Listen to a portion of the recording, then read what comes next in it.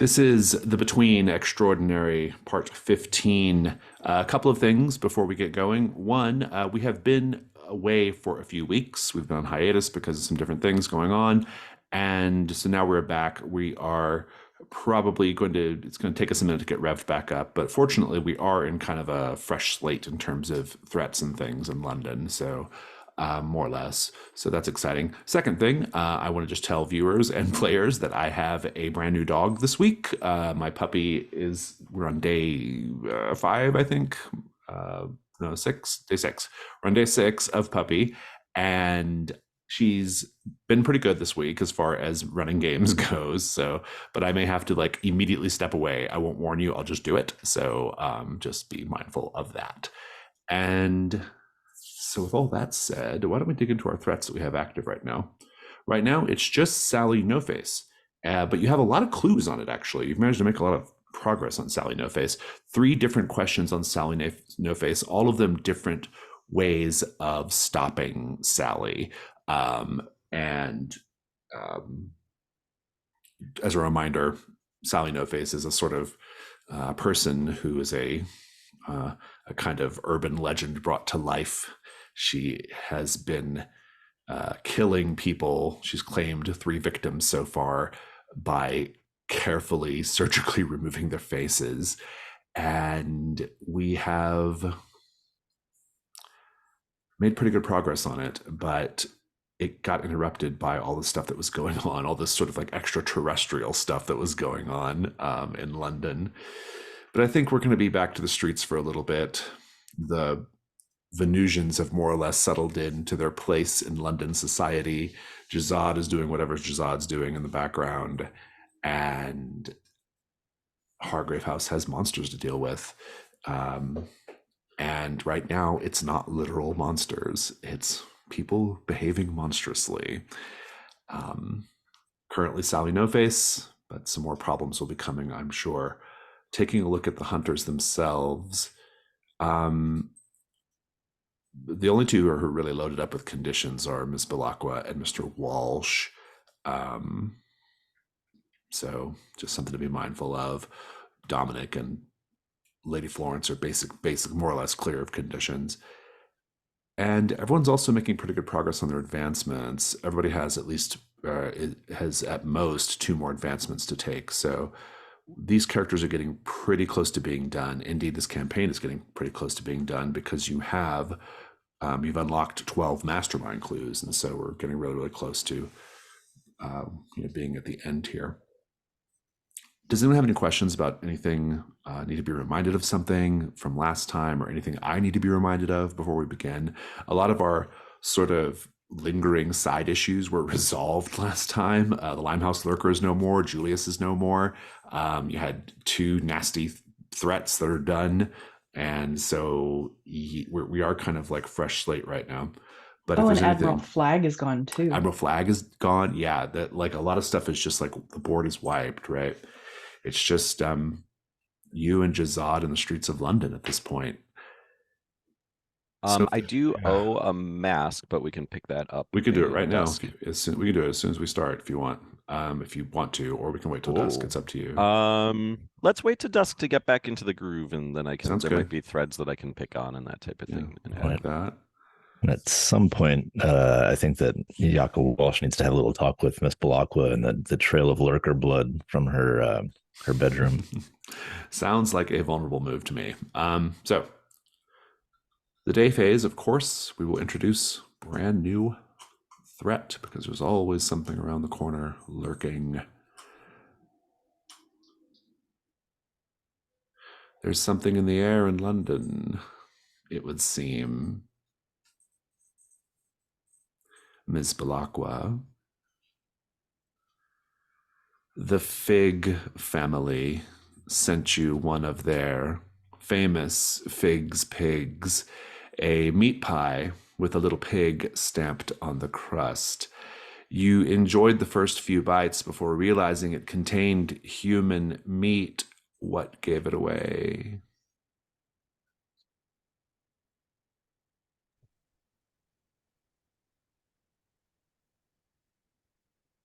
I think I actually bite into just a tiny chain. And as I pull it out, it's actually just a very delicate little gold cross with human hair uh, tangled in it. Hmm. You called Scotland Yard, actually.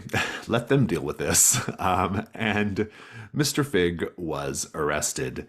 His wife and 2 sons, however, managed to escape capture. Mr. Fig is being held at Bethlehem Royal Hospital, nicknamed Bedlam. He won't tell the inspectors anything about where his family might be, though he has been singing a little song about them, which is your entree into figuring out where they're at and what to do about them. His little song that he sings whenever pressed: "Sing a song of 3 figs, the apples of my eye, snatch a bunch of long pigs and bake them into pies. First comes little Patrick, about on paw or hoof. He thinks he's an animal and has since troubled youth. Obert the Blade has fine taste more than most I know. It has to be the right pig, see, the meat must be just so. And my love, la bella Hortensia, the gravy to my crust, to hold that which she loved and lost, she'll do what she must. Sing a song of 3 figs, their names you all now know. You'll see them down old London town, and in the sack you'll go." Amazingly, Scotland Yard has asked for Hargrave House's help in capturing the figs. They want to keep the investigation of the Figs pie shop in Shoreditch fairly quiet, without official police presence, so as not to set off a pie hysteria throughout the city.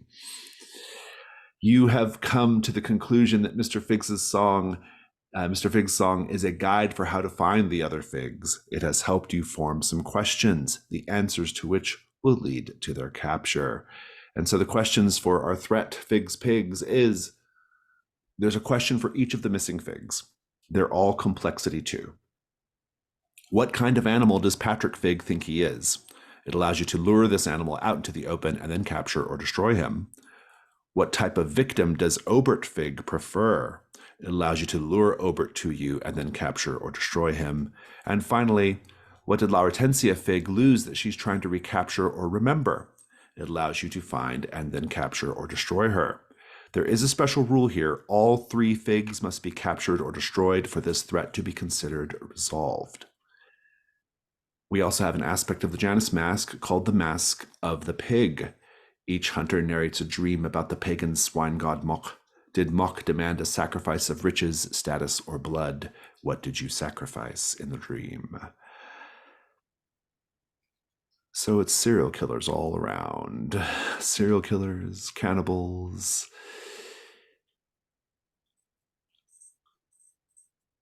What does everybody want to do today? Let's start with Mr. Constantine.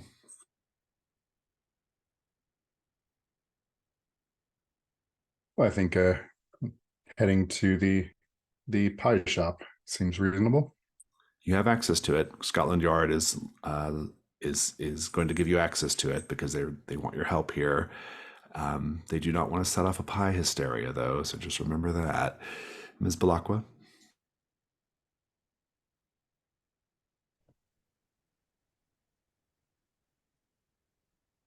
Being the recipient of such an atrociously garnished pie, I think that I too would head to the pie shop. Indeed. Mr. Walsh, do you want to continue with Sally No Face? You were making pretty good progress on it before. Yeah, I think so. Before the Cosmos had a say. Did we check out Clara Yarborough's body? I feel like we did, but I'm not. I believe you did, yes. Right. Well, let's take a look at the clues. The clues might tell us something. The clues that you have currently on Sally No Face are: there was this Golden Boss card, which is an invitation to a new exhibit of art and medicine. You have not gone to that yet. So that's one. That's one lead. There was this novel about as a tawdry romance novel, A Vision of Black Veins and Black Blood. This was told to you by Old Boot, who was a beggar near the flats where she lived. At every murder site, increasingly florid love letters were found. Most loquacious and filthy were found at Clara's, addressed to someone named Gregory. And there was a distinct smell of perfume, refined from Paris, that came from Clara's apartment. It seems like maybe you did not look at her body yet. The body's kind of Did. logical, but sorry, we did. We did. That's where we met the doctor. And, Okay, yeah, that's Okay. what I was trying to kind of recalling. Was vaguely recalling confronting. Sounds the like maybe you doctor. just didn't find any clues. So Yeah. yeah. Oh, I right, remember now let's, because that's when Detective Pettigrew showed Yes. up and was kind of interrupted you. Yeah. All right. Thanks, Ben. Let's take a peek at this new exhibit of art and medicine then. Yeah, let's do that.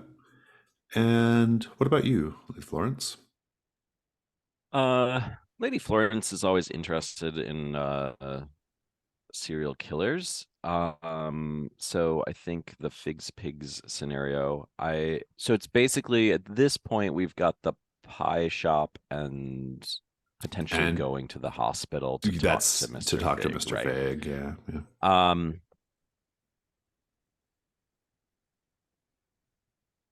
Yeah, I think maybe let's put Dom and Lady Florence in their awkward togetherness as they head down to the pie shop. The pies were also pretty popular, so there might be an angle of like just talking to people who used to patronize the place, right? Maybe they might know something. Oh, okay. So it's another. We'll check out the neighborhood then. Possibilities, yeah. Okay. Okay. So, well, why don't we start with Lady Florence and Mr. Constantine going to Shoreditch to check out this pie shop. You know Shoreditch well because that's where the Slugger is from. That's where the Slugger's hangout is. The Slugger might even come with you. He might even remember Figs Pigs. He might. Those are really good pies. He loves those pies. And now he's questioning whether that was a good idea. In any case, do you all want a vulnerable scene before you go? You don't really need it, but I'm doing okay. Yeah, I'm clear. So the pie shop.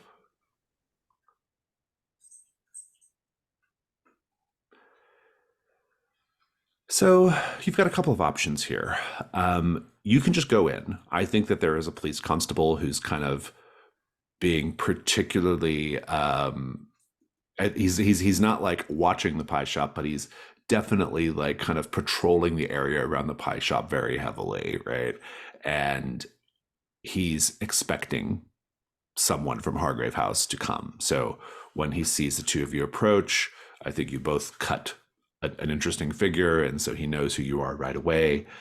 This police constable, he says, "Are you from Hargrave House?" Are we from Hargrave House? What an interesting question. We are Hargrave House. And I believe we're expected. Indeed. Well, people have been coming by, looking through the window of the shop, wondering why it's closed and why it's been closed. It might be better if you go in through the back.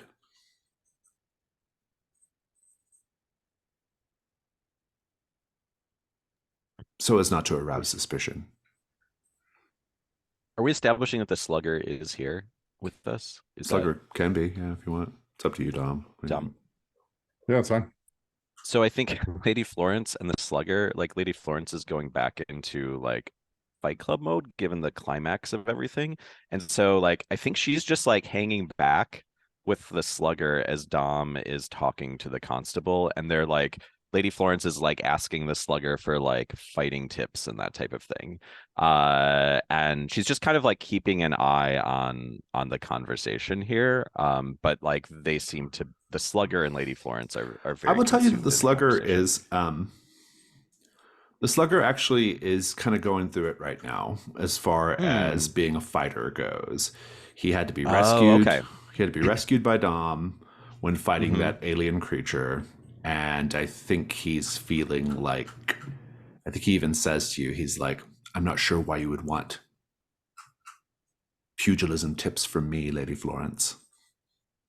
I mean, you must be eyeing everyone along the streets here, right? And sizing them up and figuring out how to take them down. Take that fellow with all of the sweet cakes over there. He looks like he could be a fighter, don't you, sir? I think the man with the cakes is kind of it gives you kind of like a funny look, and he just like lowers his canvas on his little stand. It's not dealing with you today. The slugger says, I think those days are behind me, Lady Florence. I don't know if I have it in me to beat a man to a pulp, even to death, even if he has it coming. Hmm. I think I should have to find a trade that will serve me well into my old age. It's time to hang up. Well, I'll think about maybe how we could employ you. And then bored with the fact that the slugger doesn't want to talk about fighting, like I wander over to Dom and just kind of like sidle up on the conversation with the constable. I think Dom will have caught some of that and is looking a little troubled until Lady Florence arrives, and then so they have the back door prepared for us. Oh, I do love the back door. We've had so much luck going in the back doors over the past few months, haven't we? You have no idea. Ladies first. The back of the shop is actually the kitchen. You see bundles of herbs and garlic hanging from the ceiling. There's an enormous brick oven, a light dusting of flour on most surfaces. Let's paint the scene. The figs enjoy working together. What do you see that confirms this?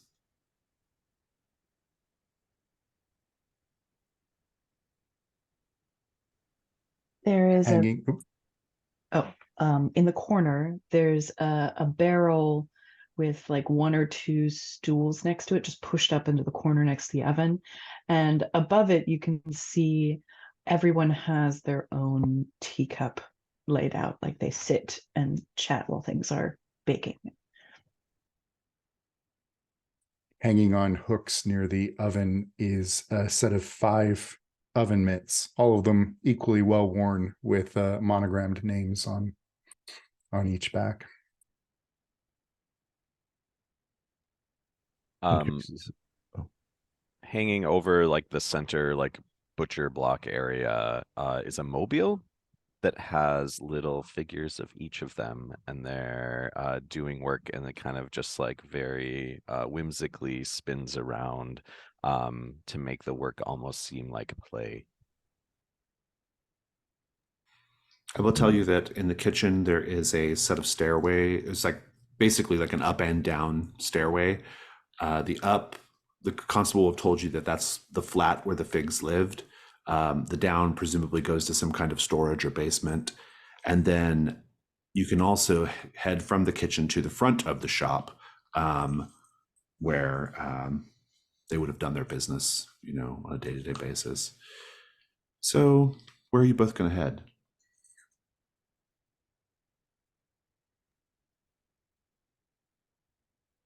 Dom, is there some euphemism for going up or down that would influence your choice here? I've never had any complaints about going down, so I'll go that way. I'll cover the top then. One going up, one going down. Very good. Let's cut over to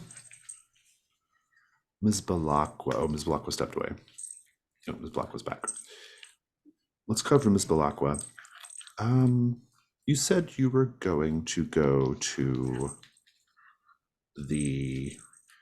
Where you Well, headed? initially I was going to the pie shop, but I think that if we Oh. frame up a vulnerable move between Jakob and That's right. I might be convinced to go along to this new arts and sciences exhibit. Oh, okay, great. I like that. Where would that scene take place? Whose vice is it going to be? not it. I was about to say, I believe yours is sexy time. Um, I guess mine then the letters from home.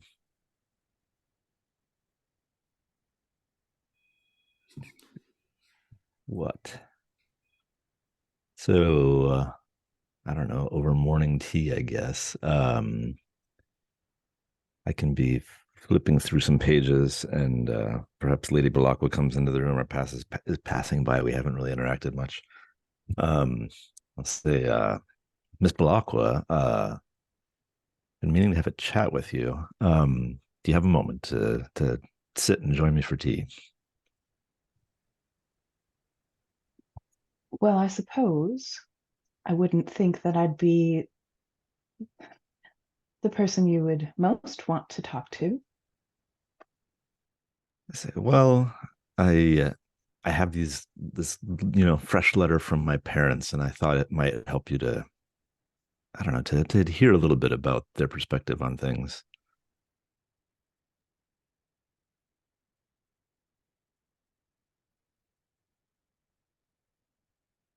I'll Miss just read, shall Belacqua, I?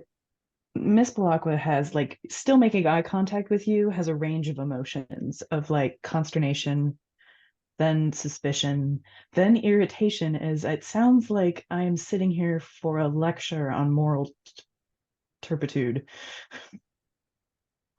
but Exactly. will silently just sit next to you. You see here, my parents, they're the loving sort of parents who care for their children, or their child in this case.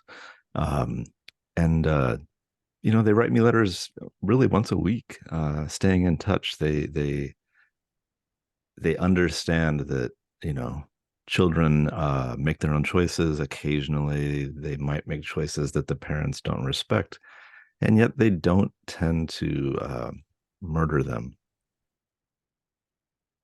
Do you catch my meaning, Miss Belacqua? I was raising that child. And yet, when that thing came into my room as I was working, it called me mother. As a child seeks parents, this child had none. You keep calling it a child. Jakob, it was a hungry, feral animal that you were keeping in the basement. I let it be. I did nothing to harm it until harm came to me. And what are you even suggesting? That I should have not defended myself? You say keeping it in the basement as though that's a bad thing. It had a medical condition, and an allergy to sunlight. The location of its residence is not really the issue. I understand that you cared for it, but it was still.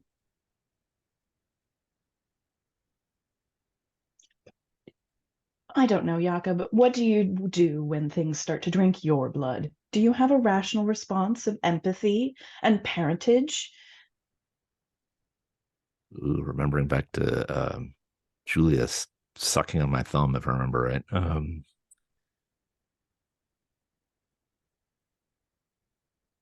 Give me a second here. I kind of lost where we're going. Uh, Well, maybe we should check in with which conditions we're trying to clear. That usually gets things on track. I was going to lean towards clearing London's very different than Wales, and I had an idea that something, I'm forgetting the word. What is it called whenever you kill a person's like clans member and then you pay the debt? Oh, I don't know. I watched What's so it called? many Viking-based Weregeld or something like that. I think it's shows as well. Weregeld. Yeah, I don't know. Yeah. Anyway, I was going to try to come up with the right term for that. I think it is Weregeld. I'm going to go with that for the moment. It is. All right. So, Miss Balakwa, back in Wales, there's, there are traditions that are perhaps different than London here, and some might say antiquated, but there was a concept of when you murdered a member of someone's family, you would have to pay that debt. And I money is of no importance to me, but I feel like a debt must be paid at some point.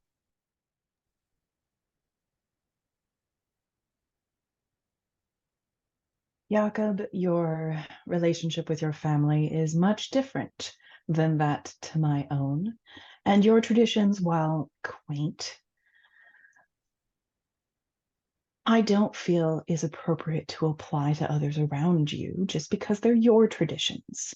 And I, here in London, am constantly watched and paraded around, and people are wanting me and always need attention. And I barely have a thought to myself. And yet, you, again, this morning, even before my tea, are here demanding things of me.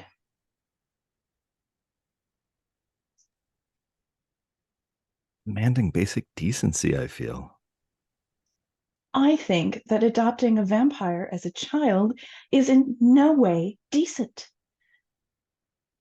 Formal adoption papers weren't yet filed. I didn't even have a chance. Then you're frankly should look to your own legal advice and wonder on if it is actually a family debt at all. And she will just Ooh, set down her teacup in a huff. that was good. I Nice. love it. You can clear London is very different than Wales. And Ms. Balakwa, you could probably clear Watch by the Gardeners just I was because. waiting. Yeah, I don't even know if that. Yeah, but you can certainly clear that regardless, I think. Mr. Walsh, you also get to either stumble on a clue or it sounds like it's too late. Invite Ms. Balakwa to ask you a question about the past. Great. Let's stumble on a clue. Yeah, be thinking of what the clue is. It can be for any of the threats. Okay.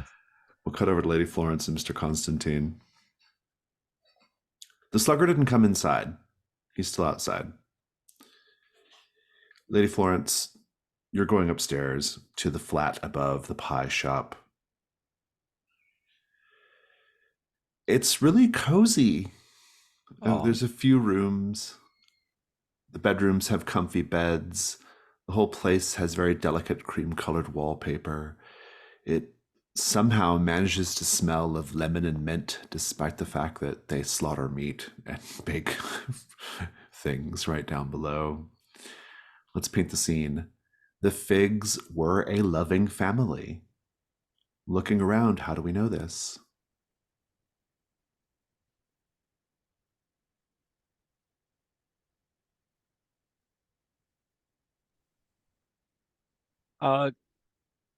In game time, Christmas was not too long ago. And I think that we see, perhaps there is a perpetual Christmas tree, that they love the holiday so much. And you can see that there's new gifts that have been stacked underneath, as if they give gifts to each other regularly, maybe once a month, maybe once a week, who knows? That could be a good place to search too. I love it. Yeah.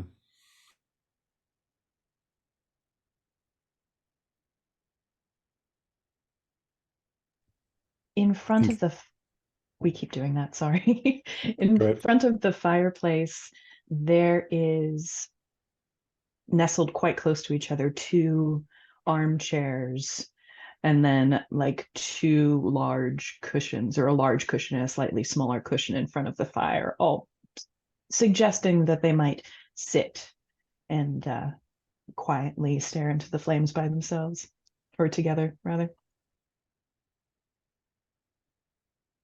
There is a dining table with 5 chairs, and the way it is set and the fact that all the dishes are cleared away and just how lovingly abused this table has been over the years. They have dinner, lunch, probably breakfast together every day.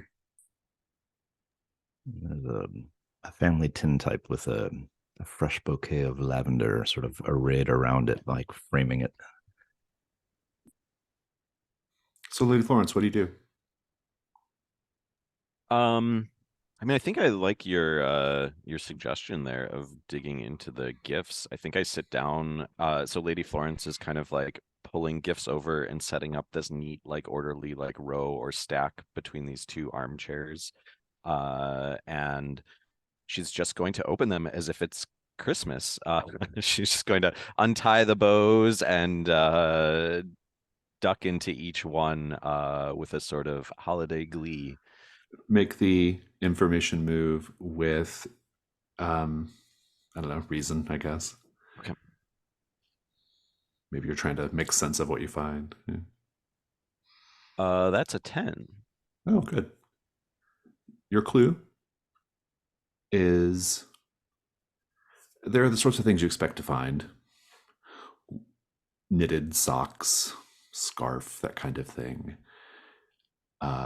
One of the boxes addressed to my love, La Bella Hortensia, just has a bunch of opera ticket stubs in it, just piled up from different operas, from different venues across Europe. That's your clue.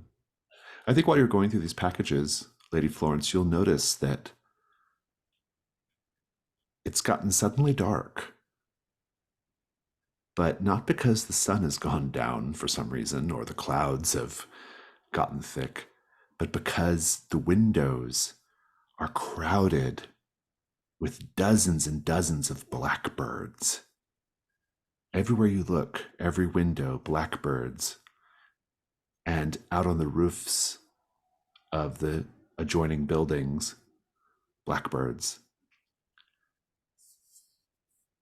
And then you hear in the alley down between the shop building and the next building over, you hear that distinctive sound of men fighting. What do you do? Are there so many blackbirds that I wouldn't be able to catch a glimpse? No, I mean, like if I walked you can over? shush enough of them away to look. If you look down there, you'll see that down in the alley below the building, there are two large men fighting in a pit of mud. A crowd of spectators cheering them on, including the slugger, who's not cheering them on, but who's just looking with an expression on his face you can't make out from this distance. Mr. Constantine, you're going down into the basement. Quite a different scene. You have a little lantern, and you see down there that the walls are covered in streaks of dried blood. There is a preponderance of bones with bits of meat still on them here and there. On the far end of this basement space, you see a naked body, the head removed and replaced with that of a pig, posed as the figurehead of a shrine. Human teeth and tusks are scattered around in the shape of pagan sigils. And above this tableau, written in ash, are the words, "All praise the great He-Sao." Paint the scene as if we need to anymore. This is where the Fig's victims met their grisly ends. Looking around, how do you know the kills were quick and painless?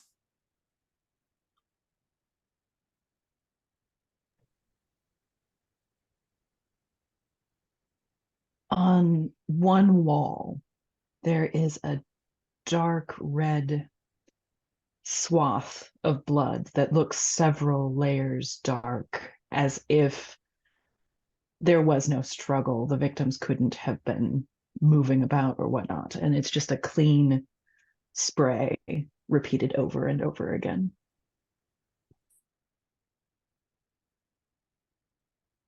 On one of the work tables, there is the very rough, probably one of the earliest prototypes of a captive bolt gun to just very quickly take out their prey. Despite the chaos of the gore around here, the floor as far as footsteps, you can see that it's like a very like orderly like line, essentially like very like clear paths that must be followed over and over again. And you never see any footprints that are straying from those paths.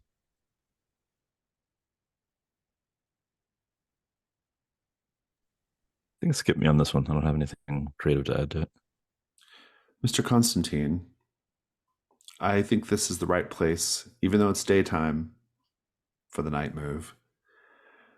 What are you afraid is going to happen if you lose your nerve?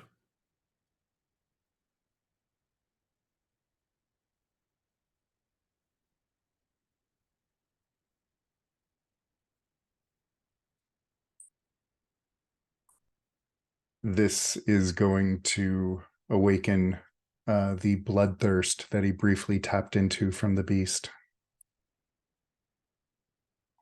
It's worse than that.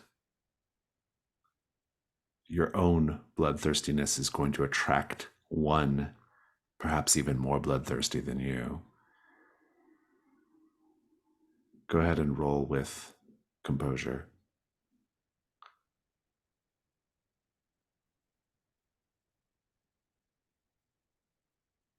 I wonder if I could draw on my stack of penny dreadfuls from Jakob to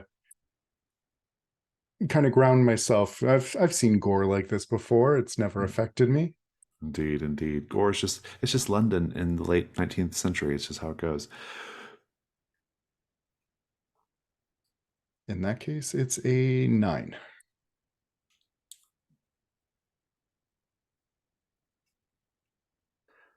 I do want you to take an X on your hunt. How does this grisly scene confirm where the beast is?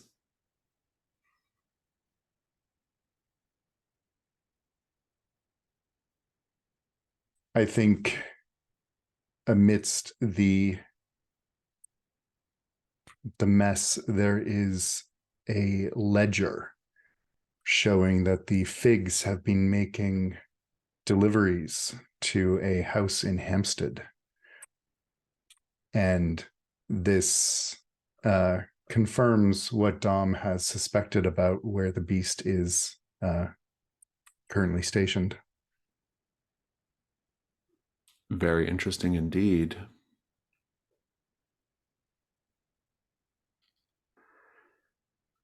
That's good enough for now. So, Ms. Balakwa, it sounds like you are not going with Mr. Walsh to the exhibit, or you still can go to the exhibit. You don't have to be a double date, or you don't have to be a date. I'm going back up to my quarters and I'm going to meditate in the void. I am just so irritated by all of these people in this house.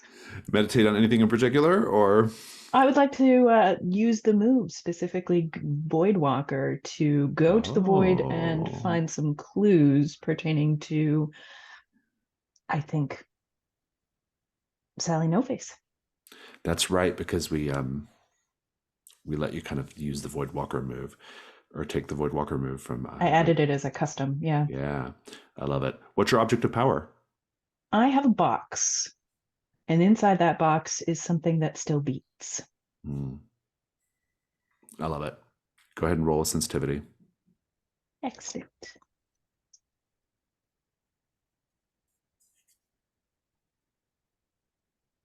A6. Told you these dice were not hot. You must unmark the cosmic passage and then cross it off of your sheet. If I mark a mask, can I get a middling performance? Or do I Yes. still mark it off? No, on a 7 to 9, it says, on a hit, you travel to the fragrant void and gain keen insight into a threat of your choice. I reveal 2 clues. The only thing that is better is if you get a 10, nobody will disturb you from the void. So you might be a sort of Everybody's irritating Glockwat today. yes, exactly. Even in the fragrant void, you will not escape your this consternation. I love it. Okay, so give us a scene. I want to see what it looks like when you reach this place. I think she would sit in her quarters, probably just cross-legged on the bed, and the black tendrils that have become so familiar a sight start to wrap around and cocoon her like an egg chair. And as they're swirling about her, she is just trying to breathe in and out and listen to the beat of this thing in a box. And at a certain moment, she opens her eyes and she can no longer hear the thumping, and she can just see the fragrant void in front of her. It is a place of gossamer and mist. It is shadowy and silver. It is a place that has an endlessness to it. You see in all directions, all around you, in the distance, what appear to be titanic pillars of black marble veined through with silver and gold. And atop each of these pillars, there is another traveler. Perhaps people in their dreams, perhaps people moving from life to the afterlife. Perhaps there are other workers of magic like you, but they're all having their own experiences in the fragrant void. One pillar per visitor.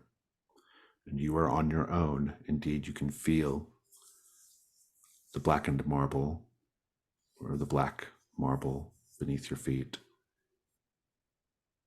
You also sense that in between these enormous pillars rising from the mist, and they're very big, they're as wide as a football field. Beneath them, in the shadowy depths, there are things underneath, things that are permanent residents of this place. You can hear in the distance the frenzied chanting of madmen trying to get the attention of these creatures.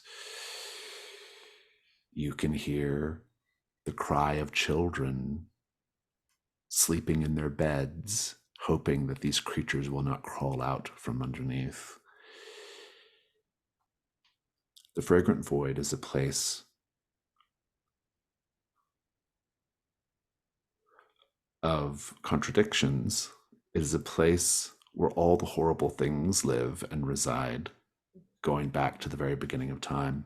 But it is also a place of raw power and creation and life.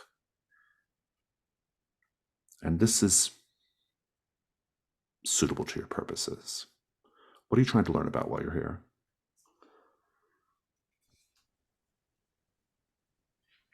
She's a little bit bothered by the children's voices, but as she focuses her attention again, I would like to use this void and its vastness to focus some of my own skills in divination and prediction to see if I can learn anything about Sally No Face's identity, victims, or location. I'll give you those two clues when we return to your scene. Speaking of Sally No Face, Mr. Walsh, you have this gold card with this address. You might be surprised to find that the address is to this rather nondescript looking warehouse in East London, not too far from Whitechapel, which is where the victims of Sally No Face have been found. You don't see much around this warehouse in the middle of the afternoon, except the sorts of things you would expect to see. Dock workers with carts, bringing things to other warehouses in the area. Maybe an occasional street vendor servicing the people who work here.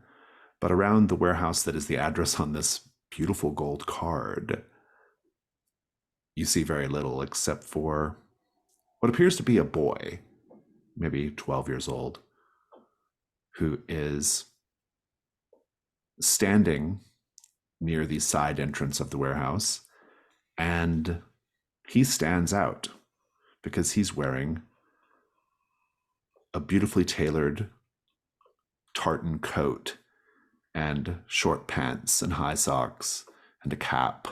He does not look like the grubby sorts of people who would be in this part of London. He looks like some posh little boy who wandered here and got lost. What do you do? I will treat him as though he were lost for a moment until he proves me otherwise. I'll say, you there, you look like you might need an escort. This doesn't seem your neighborhood. You presume much, sir. Indeed, but I am concerned about the welfare of, young people such as yourself. I have nothing to fear from the people in this neighborhood. And why Yea, is that? they should live in quivering fear of me. Oh, indeed. And why is that? Because I have a way with people. Indeed, sir. I saw you get off the hansom cab 3 blocks away.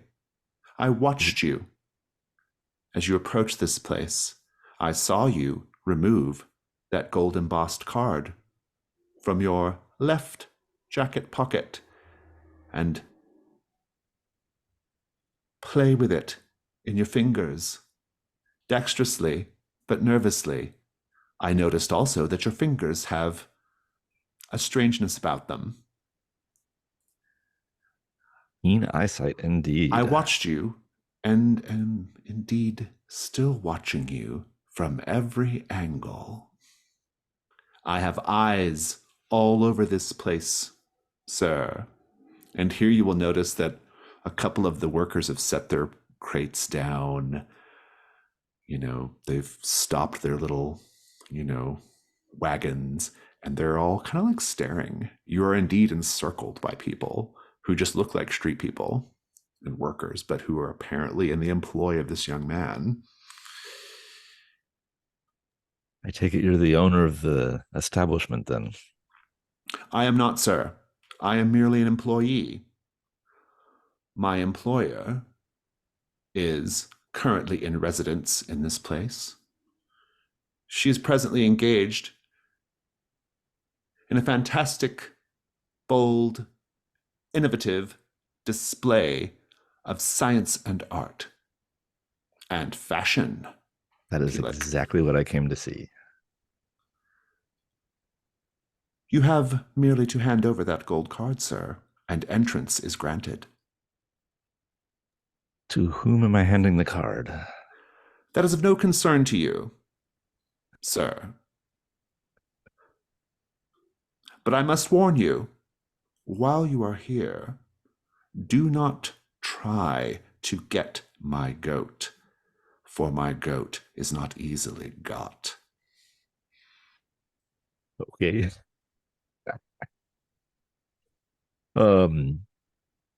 I will take your warning to heart and make no attempt to get your goat.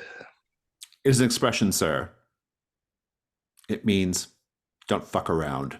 Give me your card. I understand. I grew up in Wales and I'm accustomed to dealing with sheep and goats of all sorts.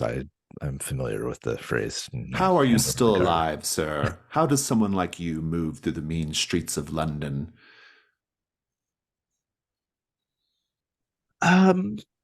More ably than you might expect, and then I'll crack my knuckles and let the fingers split apart, and then I'll hand over the card. I assume you go into the warehouse. Yep. The side entrance has a little hallway that goes about 20 feet, and then there's another doorway on the right, which leads into this large open space, which is the so-called exhibit. Let's talk about the exhibit. It is lit with natural light, skylights, and candlelight. It has a strange mixture of the sorts of things you would expect to find in a warehouse: stacked up crates, dirt, wood dust on the floor, but also chandeliers, candelabras. Yeah, everything has been arranged to look like a sort of strange, never-ending drinks party.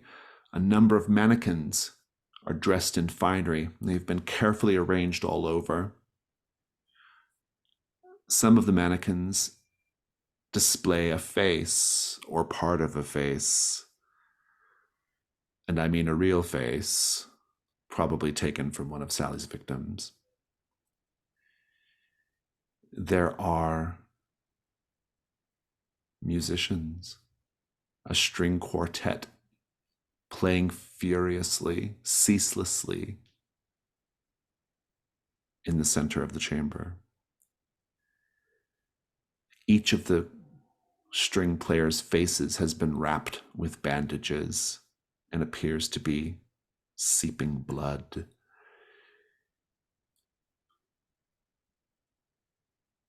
I would like for you to make the night move. What are you afraid is going to happen if you lose your nerve? Oh my.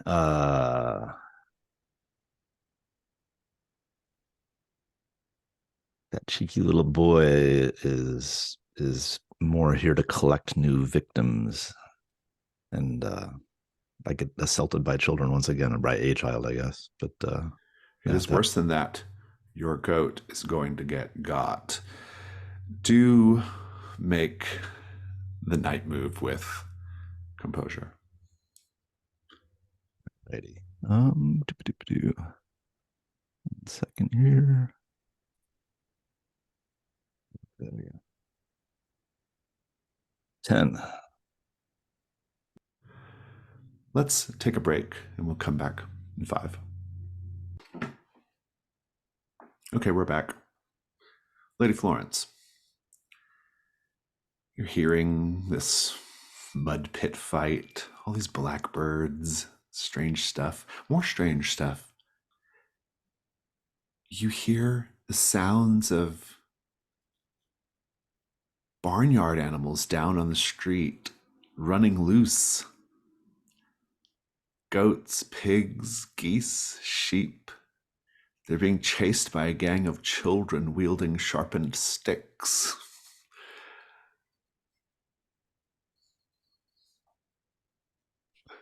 Well, I don't want to get assaulted by children, but I am going to wander out and check on the slugger and this mud wrestling. Before you go, Yeah. in one of the bedrooms, Ooh. you'll notice that there is a brown paper wrapped package sitting on the end of one of the beds with a note card. What do you do? I'm going to walk over and just take a little peek at the note card. The note card says, "A gift for our friends from Scotland Yard."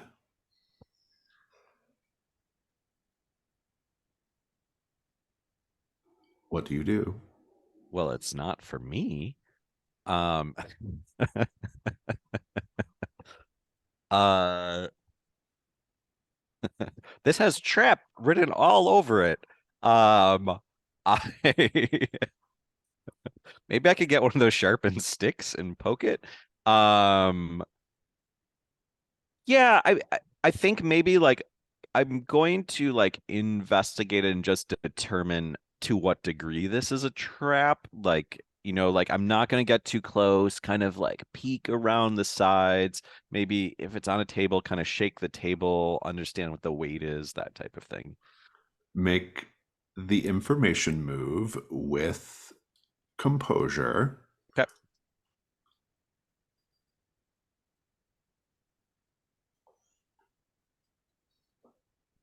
Five, it's a 7.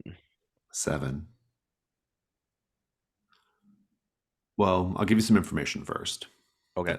That you're entitled to a clue as well, but you shake the box and it hisses at you.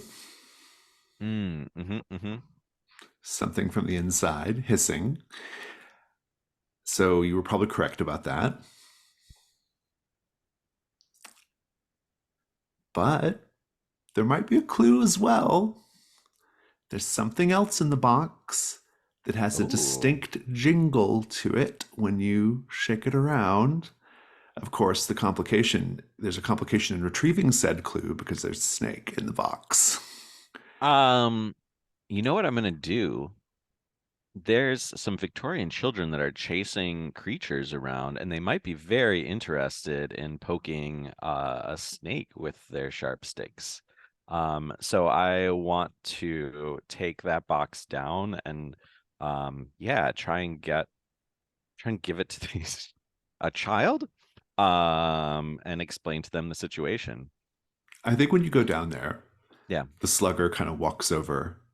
He sees what you're trying to do, like trying to get these kids. He's like, why are you so determined that these kids open that box for you? They love the little creatures, don't they? These plucky young orphans or You're a whatever member of they the are. peerage. By birth and obligation, you were supposed to serve the people of this kingdom or queendom, including wretched urchins such as these. And you want them to go opening suspicious boxes for you? Slugger, slug, shore slug. We've been friends for a long time now. Weeks. A little over 4 months. 4 months have you been hanging around Hargrave House? And enjoying the accommodation immensely. I thank I you for know it. that you have been enjoying it, sir. Let me have the box. I shall deal with it.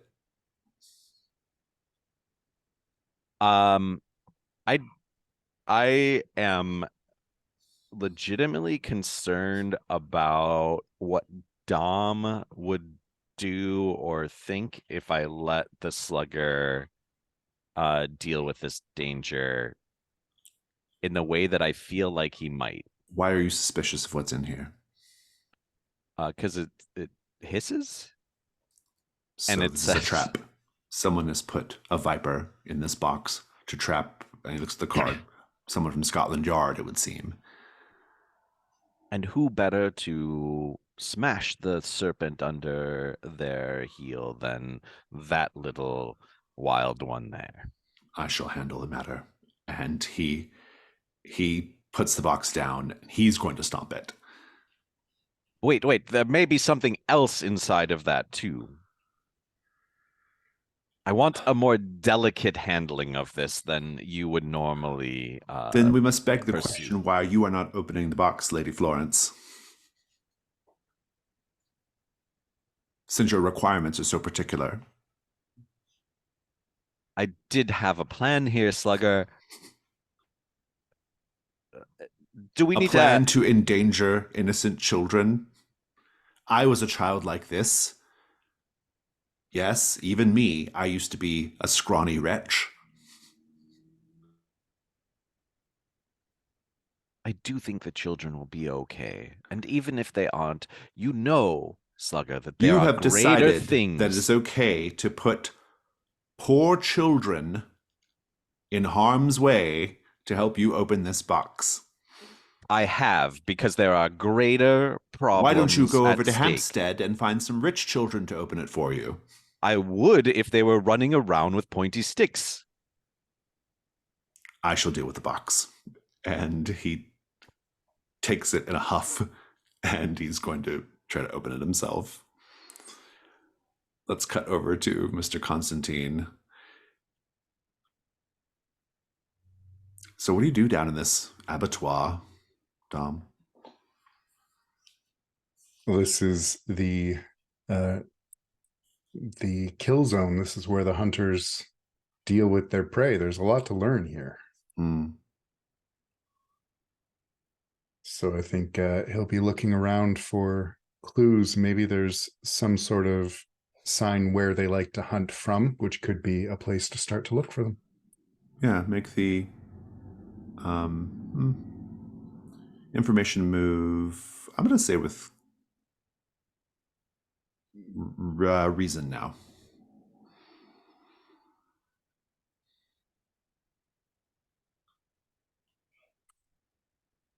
Oh, it's not night phase, so no.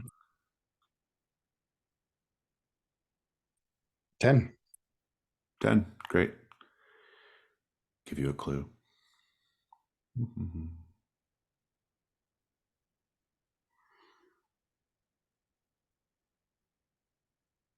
Also in my brain, I have added an imaginary third child to the family here, so I like to retcon my paint the scenes that there are only 4 sets of things. Mm.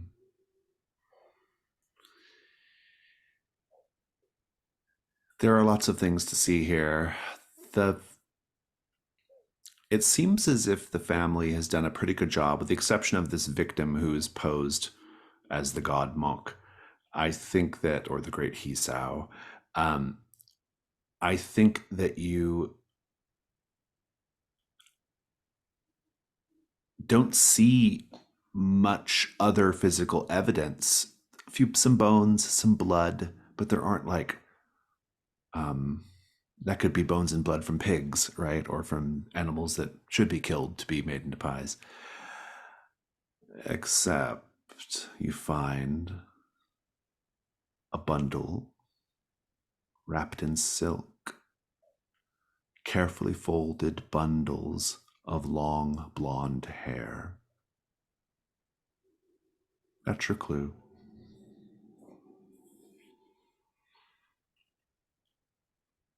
And then you hear the argument up above on the street between Lady Florence and the slugger. What do you do? There is a back stairway that goes up to the street from here. Dom will take one of the bundles and just make his way up the stairs, kind of muttering under his breath. I think when you go to open the little back door that goes up there, that leads to the steps that go up to the street, I think you open the door. It's a door that opens inward, and like a boy falls into the room, just stumbles down in front of at your feet. He's like, "Oh, sorry, I was just having a rest against that door." Your ear pressed conveniently against it, I assume. Well, it's not a crime, is it, to listen at people's doors? No, of course not. If it were, I would be in a lot more trouble. And he'll help the boy up, but very conspicuously keep his hand on the boy's shoulder and say, "Are you familiar with the figs?" This boy has what I would describe as a hard look for his age, even though he's probably only like 9 or 10. He has an eye-watering smell. He says, "Well, sure, I knew the figs. They they were kind to me." Did they feed you? Well, yes, from time to time. I mean, they were really good people, the figs. I mean, people have always spread rumors about them. So what if they put people in their pies? Maybe those people deserve to be put in pies. Did you ever consider that? Mrs. Fig was the nicest, but I like Patrick well enough too. I'm the only person he actually spoke to, like a person. To the others, how did Patrick speak to them? Make the information move with presence.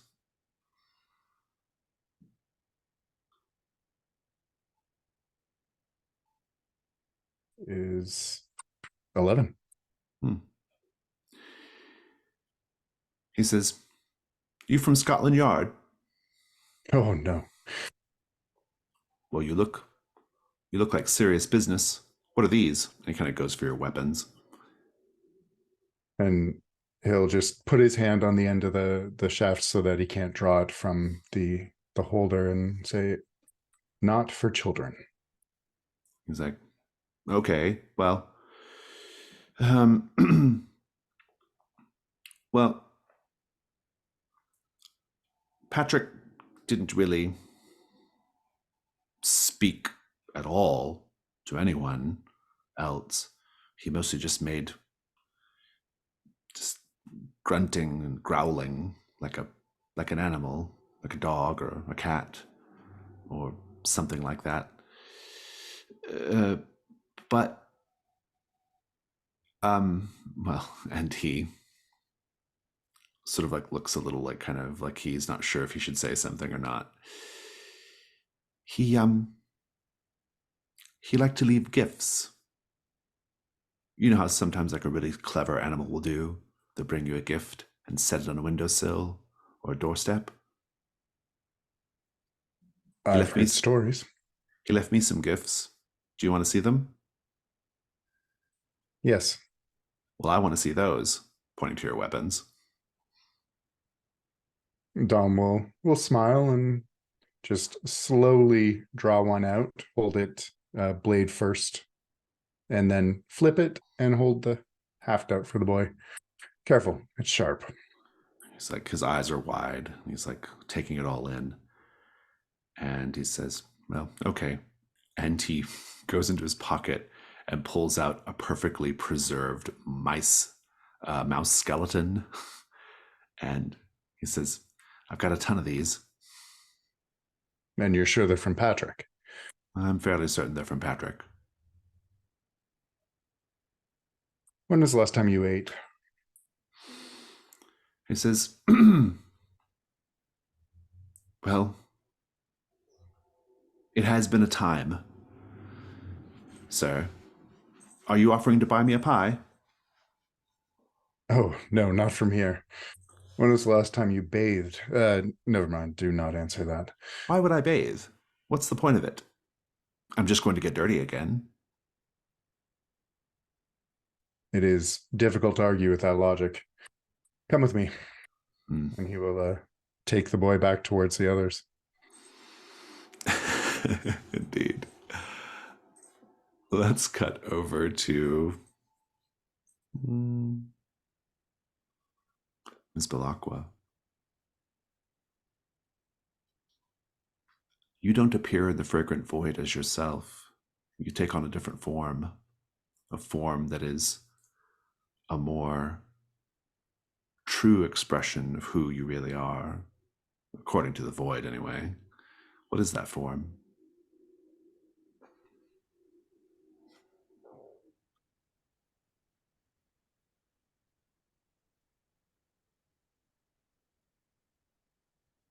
I would say that it is more as if there was a plume of oily black smoke around me, as if it is incorporeally kind of drifting in the void, and tendrils go out as it moves around, and you can see none of me at all underneath of it. Very interesting. I owe you 2 clues about Sally No Face.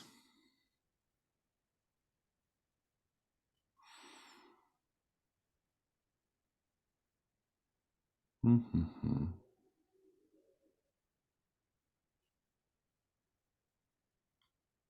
They come in the form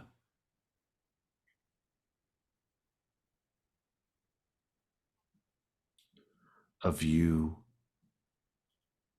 moving at will to the other pillars. You have merely just to wish to be there, and you are there. You take a step, you feel a whooshing sensation in your stomach, and you are now atop one of these other pillars, in the middle of a scene, the players of which don't seem to be aware of you. But there was a long fainting couch, a young man and a young woman. Their romance is going awry. He's done something to her, something offensive. It's unclear exactly what. But she is keeping her face away. And she says, I cannot look at you ever again. And you can't look at me. Go. Leave. And then it just dissipates into mist. You take another one of these steps and end up in another place. And here,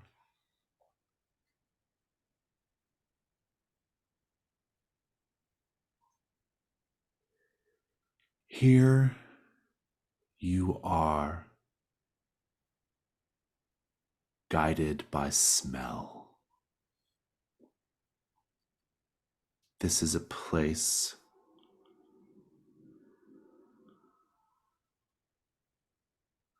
where the smells are telling the story. The smell of very expensive perfume. The smell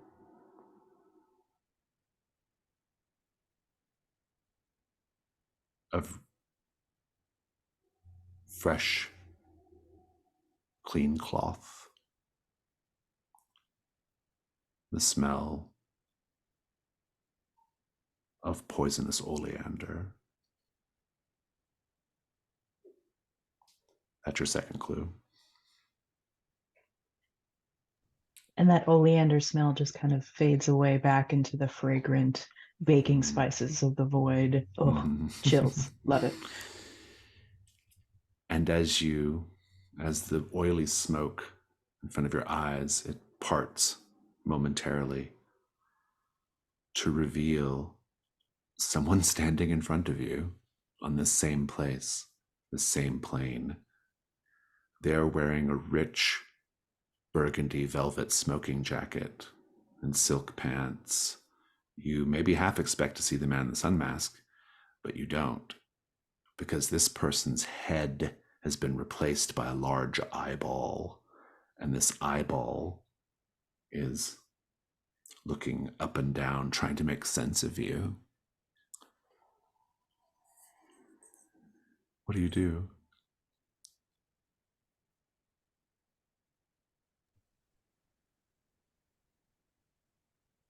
I think I will use my hands and part and shove the smoke down into what would be a very full skirt, revealing my face to this creature.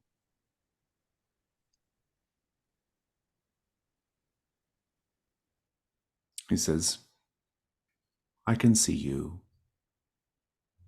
This disembodied voice. Your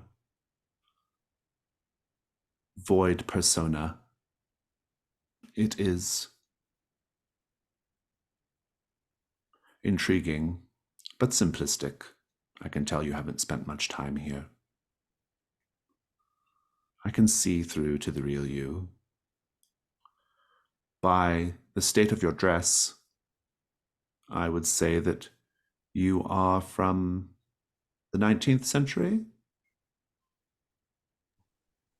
By the fashion, Paris, perhaps? London? Do I have it right?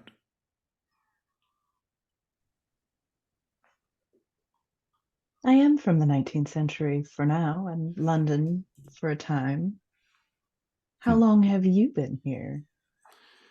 I come and go, but I am not from your time. I am from a number of decades ahead of your time. This place exists not just between planets and dimensions and states of mind and states of being. It exists in temporal liminality as well. How fascinating. Indeed. I suppose you could ask me questions, perhaps advice on investments, but you don't really seem like the sort of person who cares or needs money. You do see much. I comprehend the meaning of your presentation quite well. He goes to shake your hand. He says, "My name is Phineas." I am Victoria Belacqua, and I just extend my hand. We cut over to Mr. Walsh.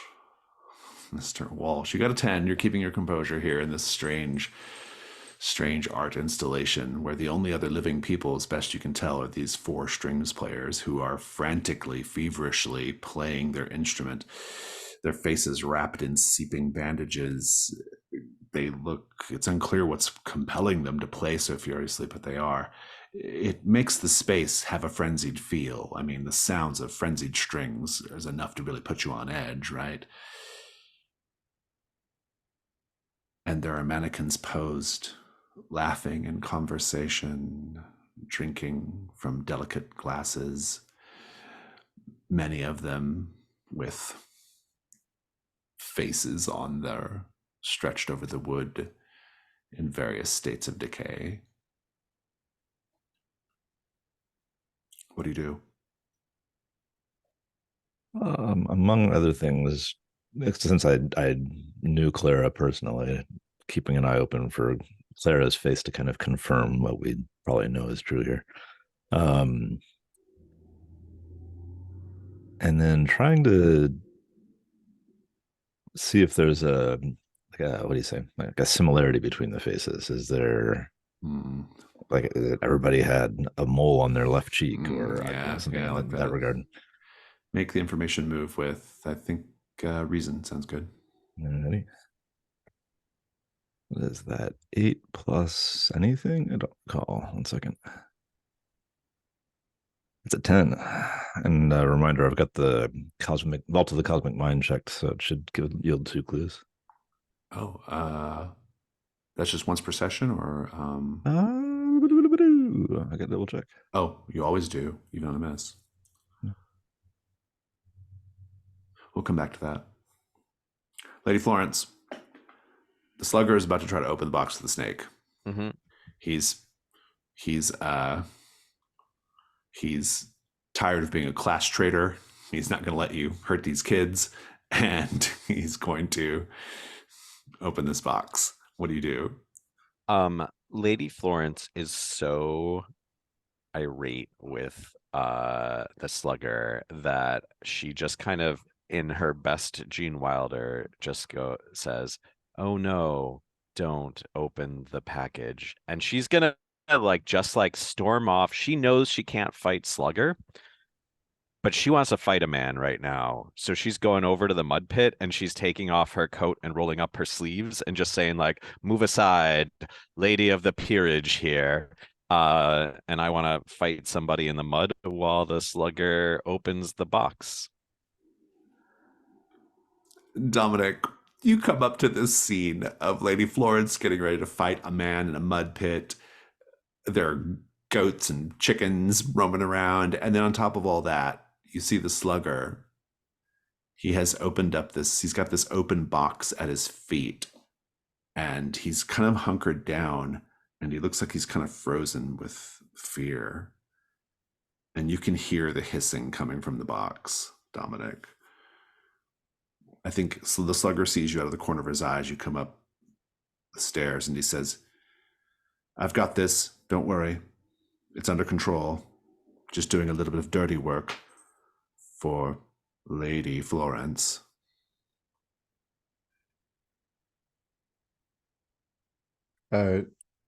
Dom's going to glance at Lady Florence and just, like, he is clearly trying to put the pieces here together, but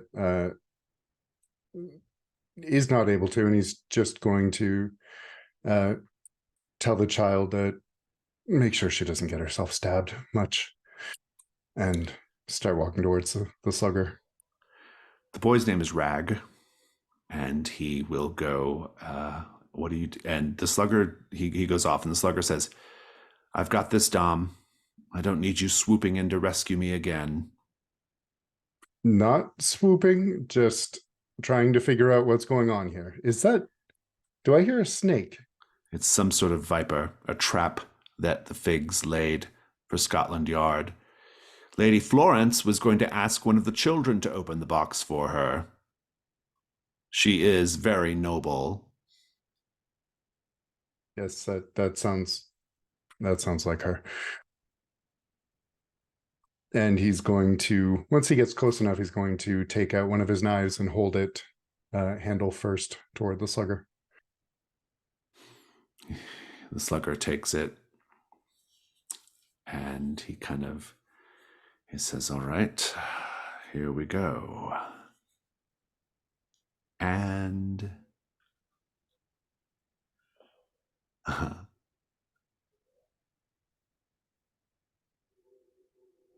Lady Florence,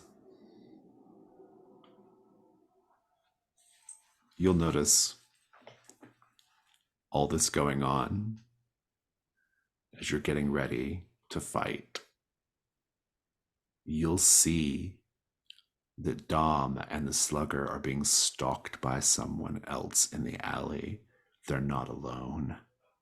You can see this figure getting closer. At first, you maybe just thought it was somebody walking down the alley towards them with no connection, but they are making a point of not being seen, diving behind crates and things like that to get closer. What do you do? The fighter says, come on, lady, put up your fists.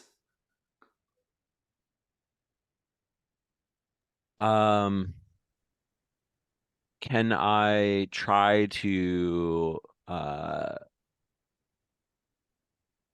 take this dude out as quickly as possible and then turn attention onto the next challenger? That guy punches you.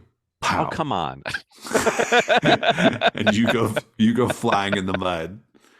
He says, it's almost the 20th century.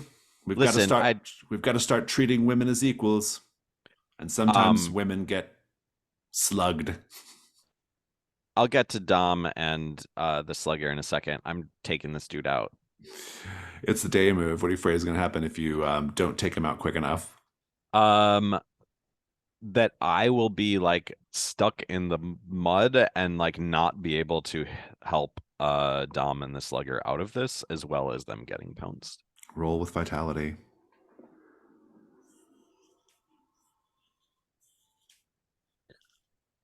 It is a 12. Oh, very good. I will let you, your advantage that I'll give you is you'll be able to take out this guy quickly, and indeed you will be able to intercept the person who is sneaking up on Dom and the slugger.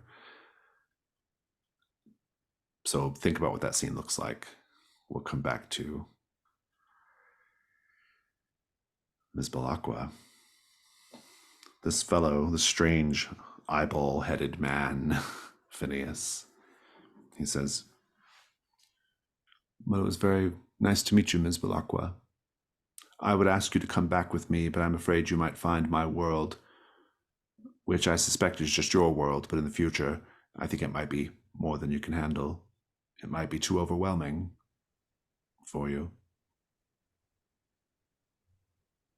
Well, it wouldn't be the first invitation I have had to go to a place I've never been. It was recently, well, proposal isn't the right word, but a woman from Venus did ask me to come back with her to her planet, and she knew me only a little bit better than you. I see what's happening here now. My ancestor posited that there were many ways to reach the fragrant void. Some people, practitioners and academics like him, could reach this place through procedures.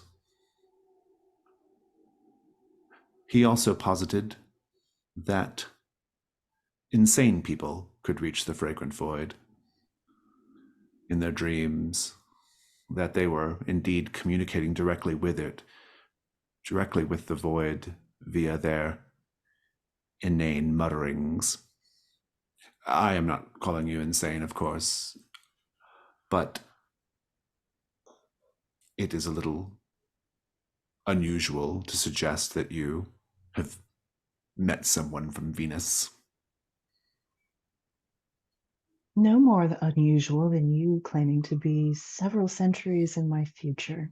This place is liminal, as you said. Oh, you've got me there. I certainly can't argue with that. Well, you're welcome to come back with me. As curious as I am, I have other things to tend to, but perhaps we'll meet here again. Perhaps we will. I bid you adieu, Miss Belacqua. Phineas. And he flickers away. And you return to London.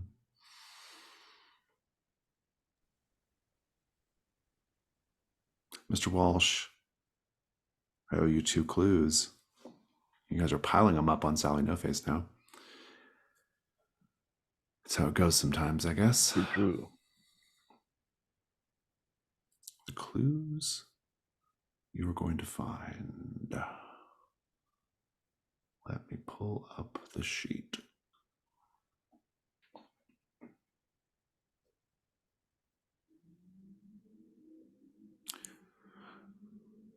There has been a victim even more recent than Clara Yarborough, based off the freshness of this face that you see on this mannequin. It's still wet with blood. However, it was removed in a very grisly and imprecise fashion, which perhaps suggests something about Sally. That's the first clue. The second clue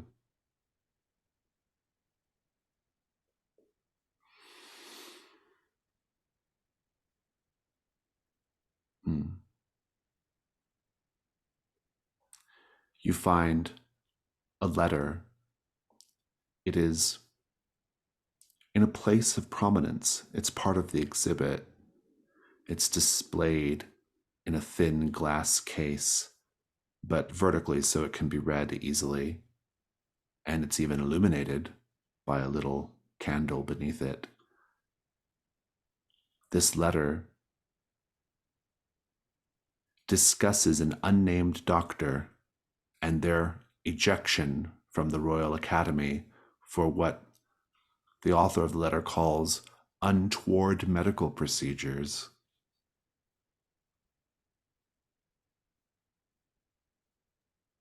Dude. What do you do now?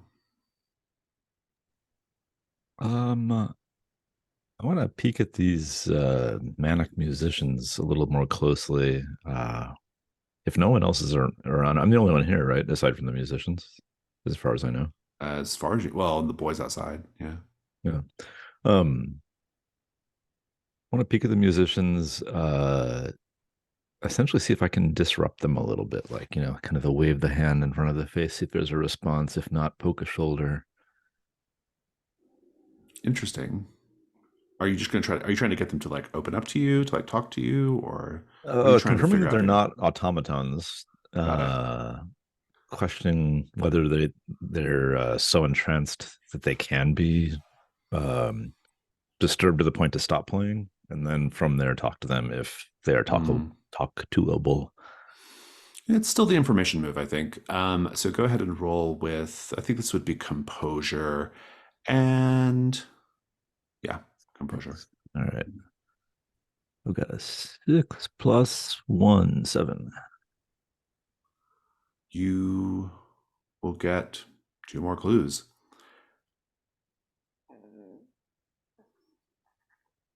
First, you realize that the blood seeping from the bandages of the people that you are, these 4 strings players, it's not blood at all. It's rouge. Carefully applied to look like blood.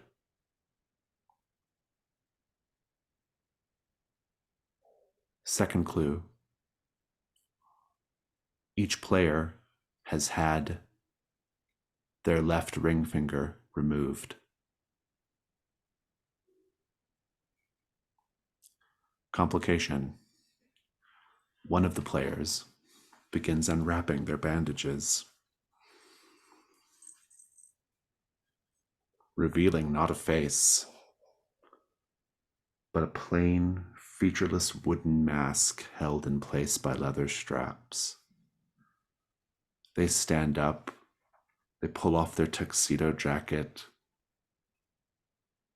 to reveal not a shirt, but a long white coat.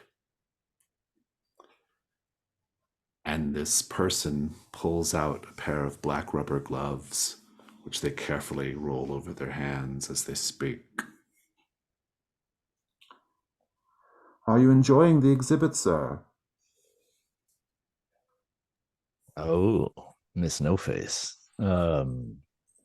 It's unique for sure.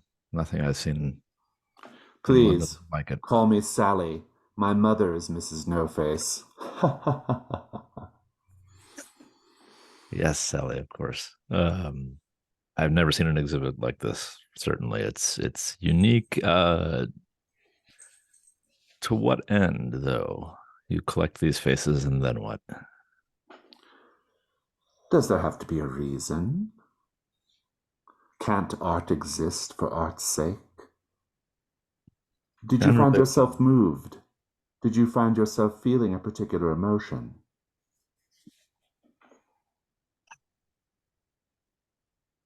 if I'm frank, the emotion is more revulsion. That to create your art, you're murdering people. You murdered my cleaning lady, my I am not washer lady. murdering them. I am giving them life. They will live forever. Mm. It seems a twisted logic, Sally. Well, and she stands up and she holds up a silvery scalpel gleaming in the candelabra light. It seems that you and I are having a bit of a face-off.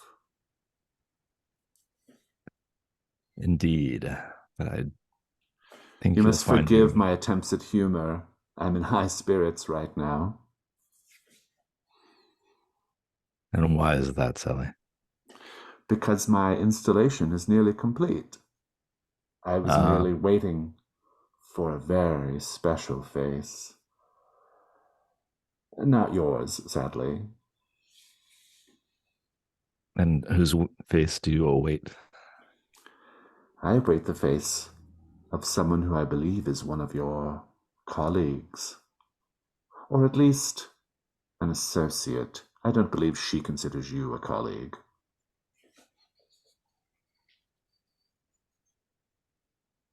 Oh,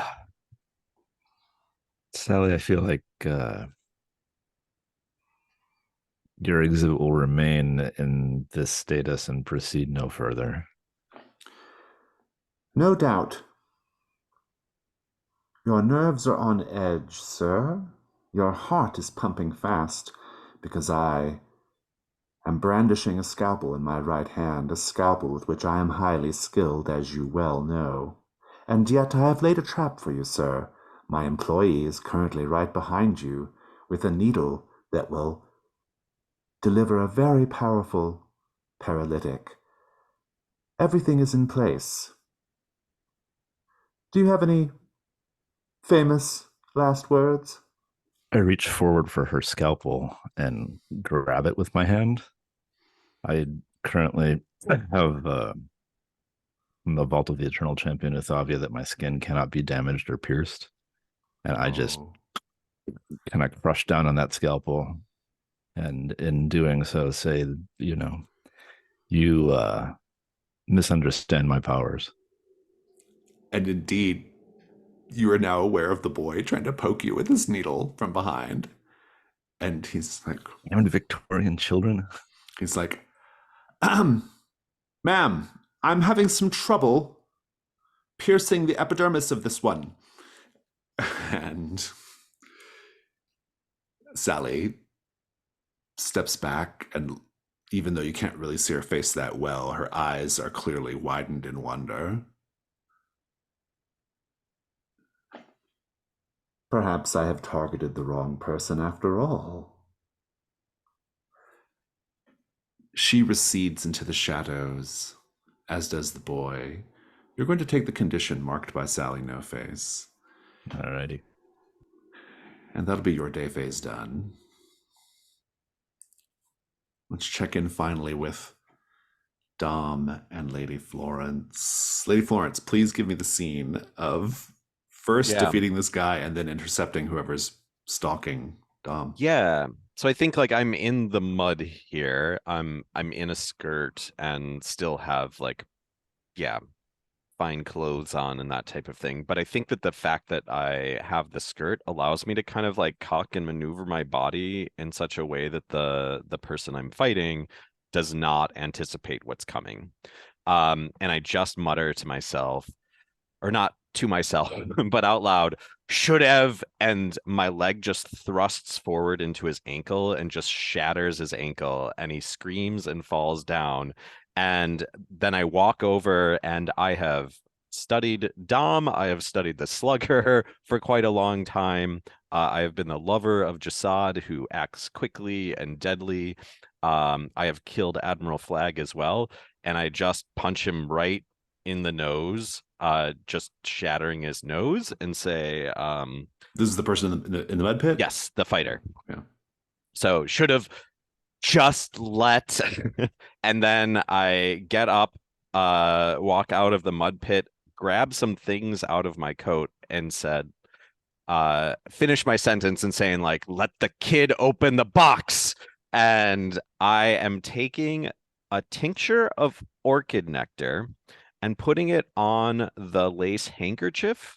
And I am going to go over to this thing that is stalking Dom and the slugger, and I'm going to get it to consume the tincture of orchid nectar.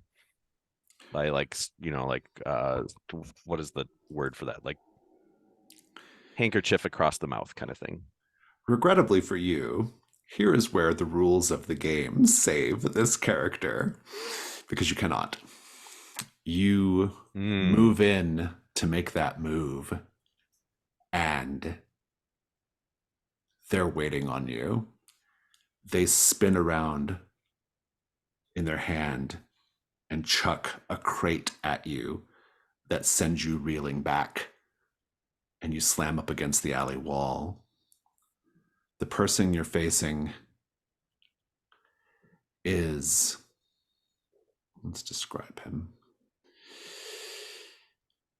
He has a long, bloody apron, a thin, oily smile, and he has an enormous knife as long as your leg, which he drags behind him. You can hear the metal scraping against the cobbles.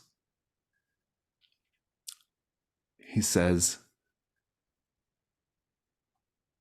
Lady Florence Wilton Davies, let me teach you, ma'am. Let me teach you of my beliefs. Let me teach you of my ways. I believe there are only two states of being. One is either a piglet suckling at the teat of Mock, swollen and happy, or one is food for the trough. Which will you be today, Lady Florence? I wonder. Will you join me at the breast of the great he-sow, or shall we grind up your blood and bones for the slop? And he raises the blade. And I just yell, Dom. I think that Obert Fig sees that he doesn't have the element of surprise anymore, and he says, "Think about it. Oink, oink." And he turns and goes. Regrettably, you have stirred the snake. The snake lashes out at the slugger. Dom, what do you do? Dom's going to try and cut its head off with his other knife. Day move. What do you afraid is going to happen if you fail? It's not fast enough and the slugger gets bit. Indeed. Please roll with, it's probably vitality.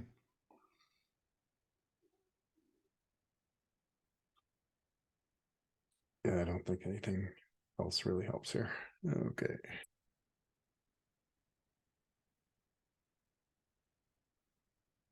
Eight. It'll be fine, but I think the sucker's going to be kind of resentful of you after this. You strike out, you kill the viper, and the slugger just stands up and says, "I had that under control." Of course you did. It was a reflex action. Don't patronize me. And he turns and walks away. Oh, and he kicks the box over to Lady Florence in that direction. And what was in it, which is your clue, a shoe, a pink satin shoe, beautifully made, encrusted with paste jewels.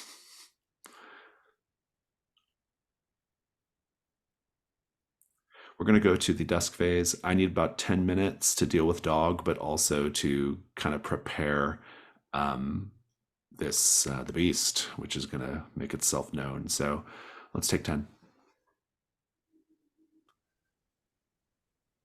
Mhm. So we have, or we could be on the same. I was going to just have you be on the same window. we can handle dusk phase that way. Okay, so Sarah and Brian are going to be in one window because of some tech issues for a minute. It's the dusk phase. Now, normally in the dusk phase, this is the time when every hunter of Hargrave House comes back together to figure out what they're going to be doing on the night of the hunt, right? Mr. Constantine is not there.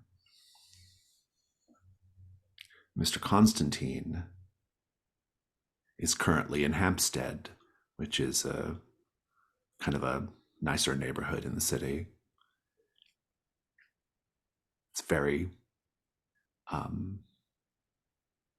well, we'll just say you're in Hampstead, Mr. Constantine, because you've done it. After all these years, you've tracked the Wolf King down to Kenwood House in Hampstead. You watch the Wolf King as it disappears into a bank of fog, which obscures its entrance into the house. But once the fog clears, he's not there anymore. You know that's where he is. You know the Wolf King won't be alone, but will you be alone? How easy it would be to slaughter the thing now and get it over with. Cold blood is made warm by the thrill of the kill. That's what your mother always said. But maybe she was wrong. Maybe a slower hand is needed. Either way, you're going to have to make your move soon. This is the beast. It is a new threat. It has two questions. The first, what makes the Wolf King most vulnerable? It's a complexity 4. Resolve the threat by using the Wolf King's weakness to physically destroy it. Second question, what curse binds the beast to Mr. Constantine? Complexity 6, resolve the threat by lifting the curse returning the Wolf King to its home. This is what you're here to do. You are here to fulfill your legacy, to end it, possibly.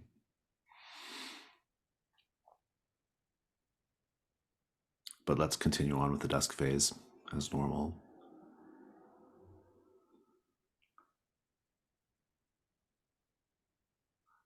Let us talk about Hargrave House, specifically the kitchen. We've talked about this a little bit before already, but the kitchen existed long before the rest of the house, having been part of a pub that stood on the spot before Belgravia was redeveloped to be a residential district. What do we see in the kitchen that is a reminder of this history?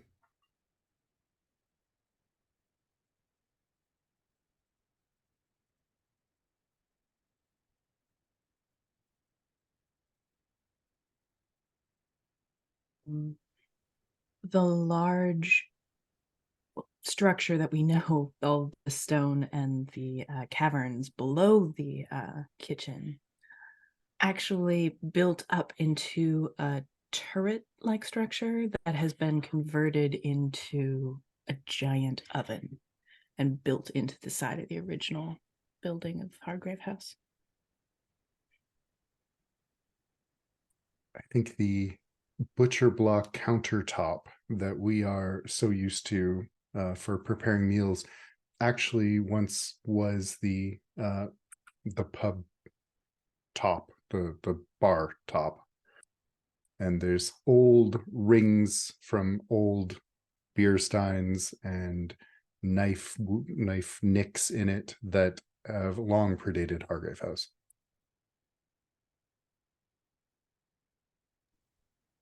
There's a keystone and an archway that is looks a little bit like a inverted angel, like wings on it facing downwards, but it's also holding in its hands a bowl with fluid pouring out of it. Is it pouring out beer, or is it a vampiric child with a bowl of blood? No one knows.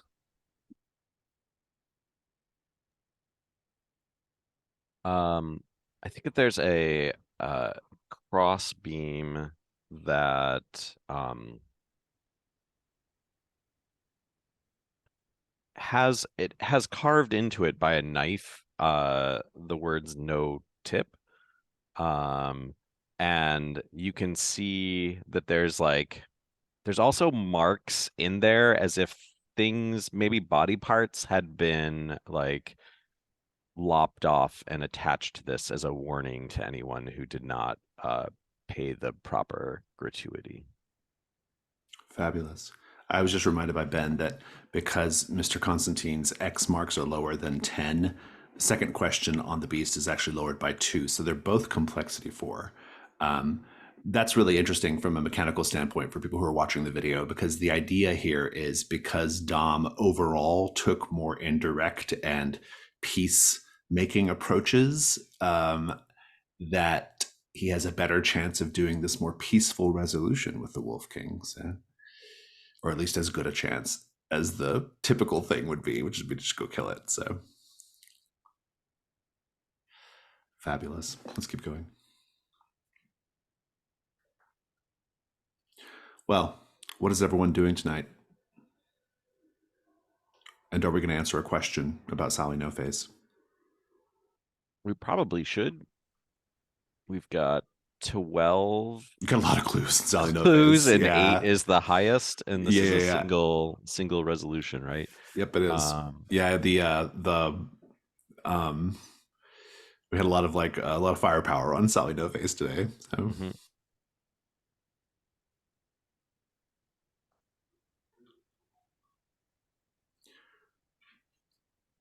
Do you all have a theory?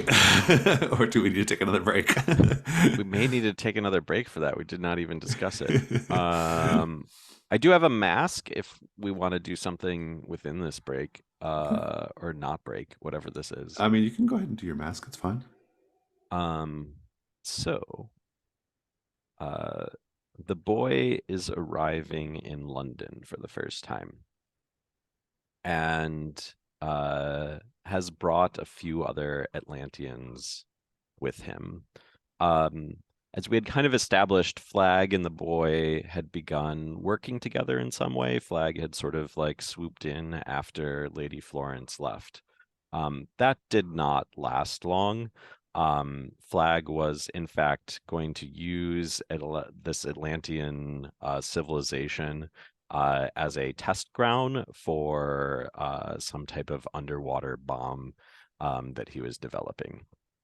One of these pieces of ordnance did not detonate, and the boy is bringing it back. He does not.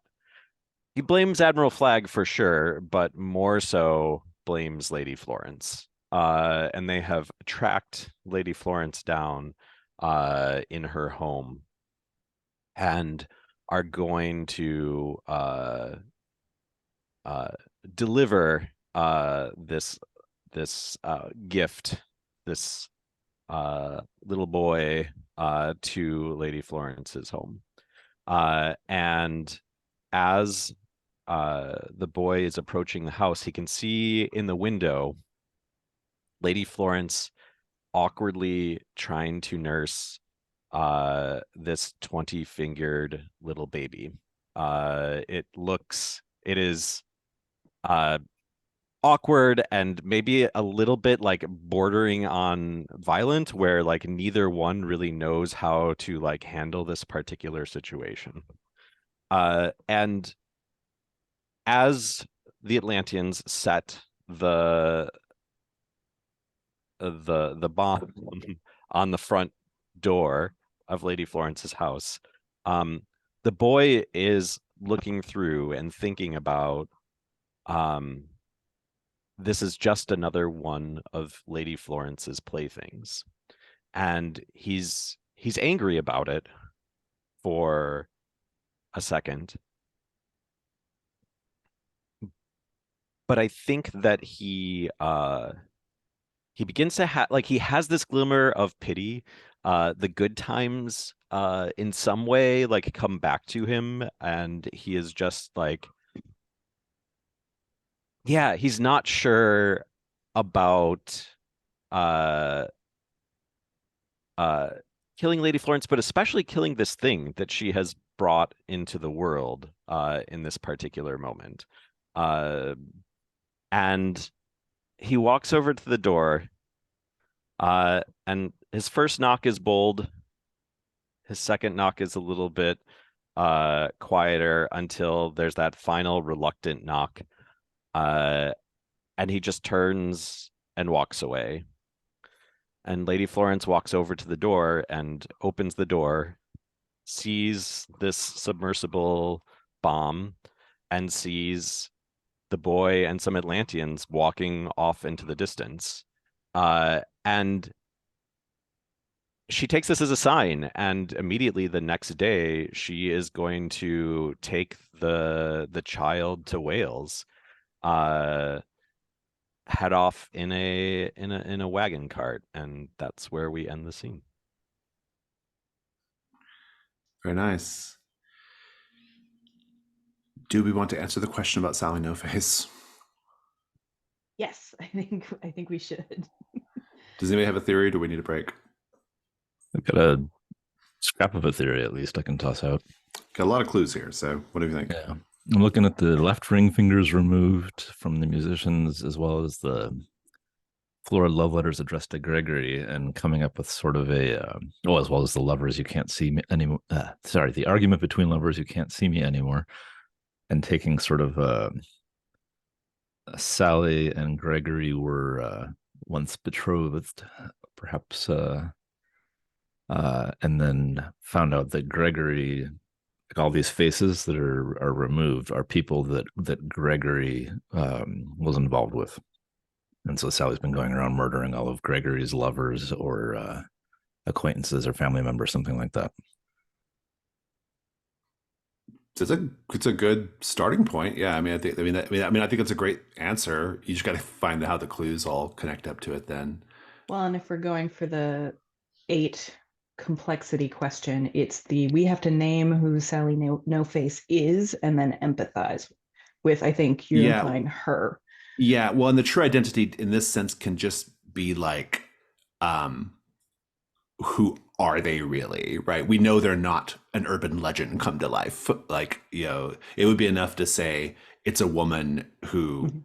was jilted by her lover or whatever, right? Oh, Yeah. well, then I would like to add on that she is perhaps a woman that comes from society, that she was perfectly, content and perhaps a little artistic. And then when this came to a head, she completely snapped from reality and has Sally No Face as like a disembodied, like split personality situation in which she can still use some of her means to go about her art installations and things like that, but is completely separated from her family. She's maybe recalling a lot of this violence because of the breakup, but then we have to also take into account that she's clever. She probably has been reading up on different ways to disassociate, remove her face, remove other people's faces, and kind of make it a whole psychological thriller thing.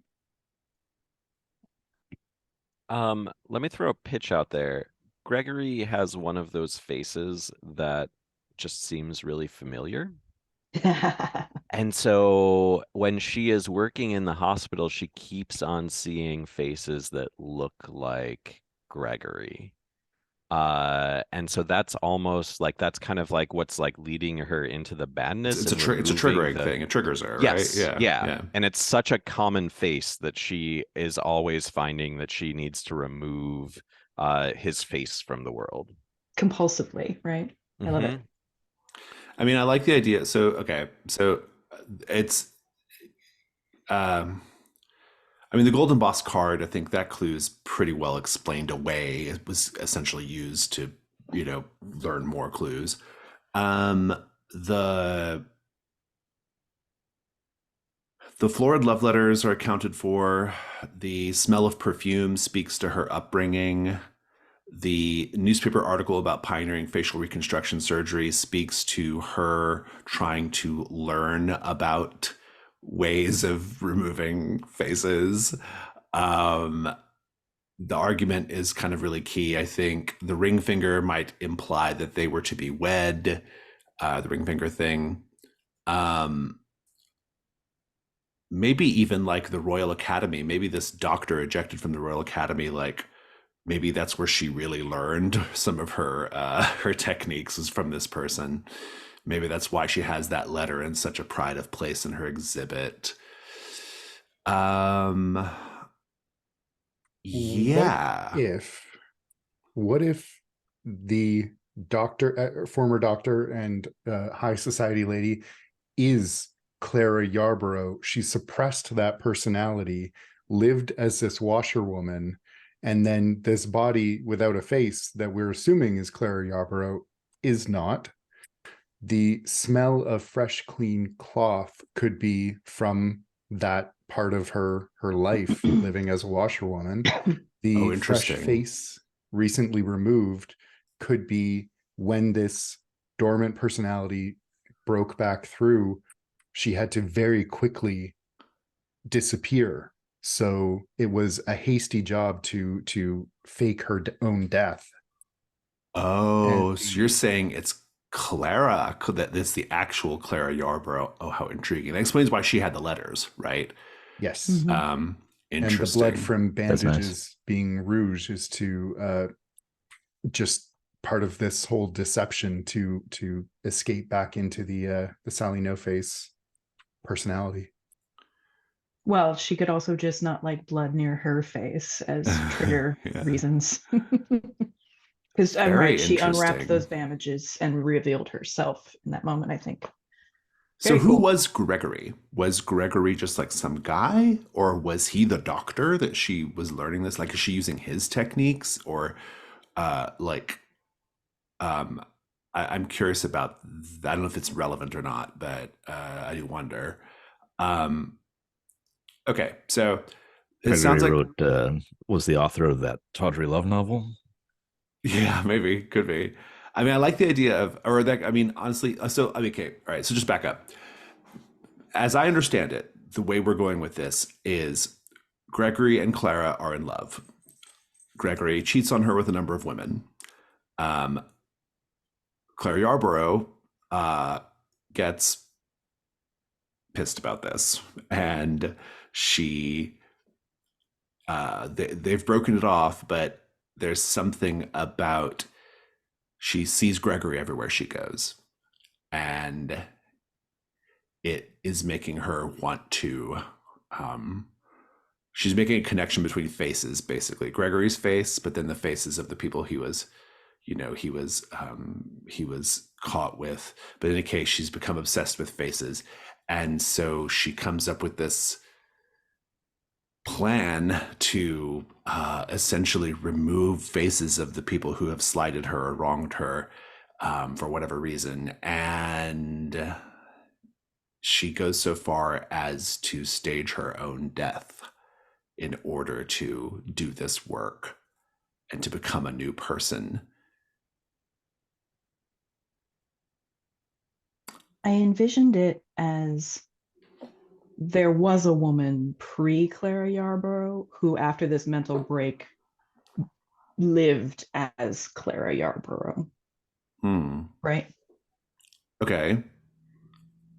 I mean, how important is that to the theory? No, I that's guess fair enough. But I mean, like, guess I was why? just I mean, why thinking it can't? would I mean, why can't explain- she? I mean, why can't she have just killed Clara Yarborough? Like, why can't Clara Yarborough just have been one of Gregory's lovers? Right? Like, I'm trying to figure out like what's the necessity?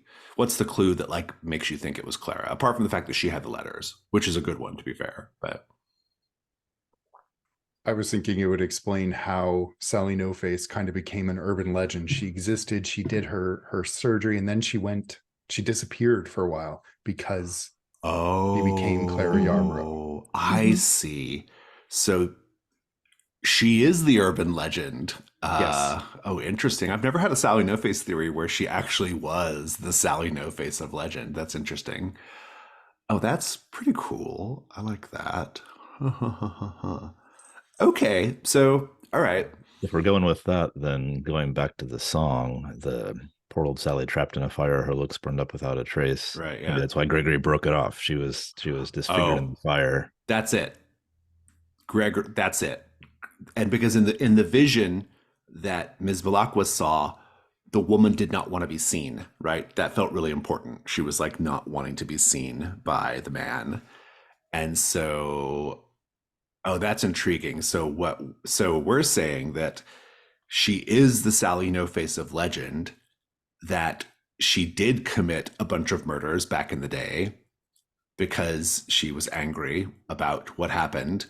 And then she went underground, lived as this washerwoman. But the thing is, though, one of you knew the washerwoman. Jakob did. Taking my laundry to her this I whole know. time. But like, do you want to add some extra context? Like, you never saw her face for some reason? Like, how? Like, what was the?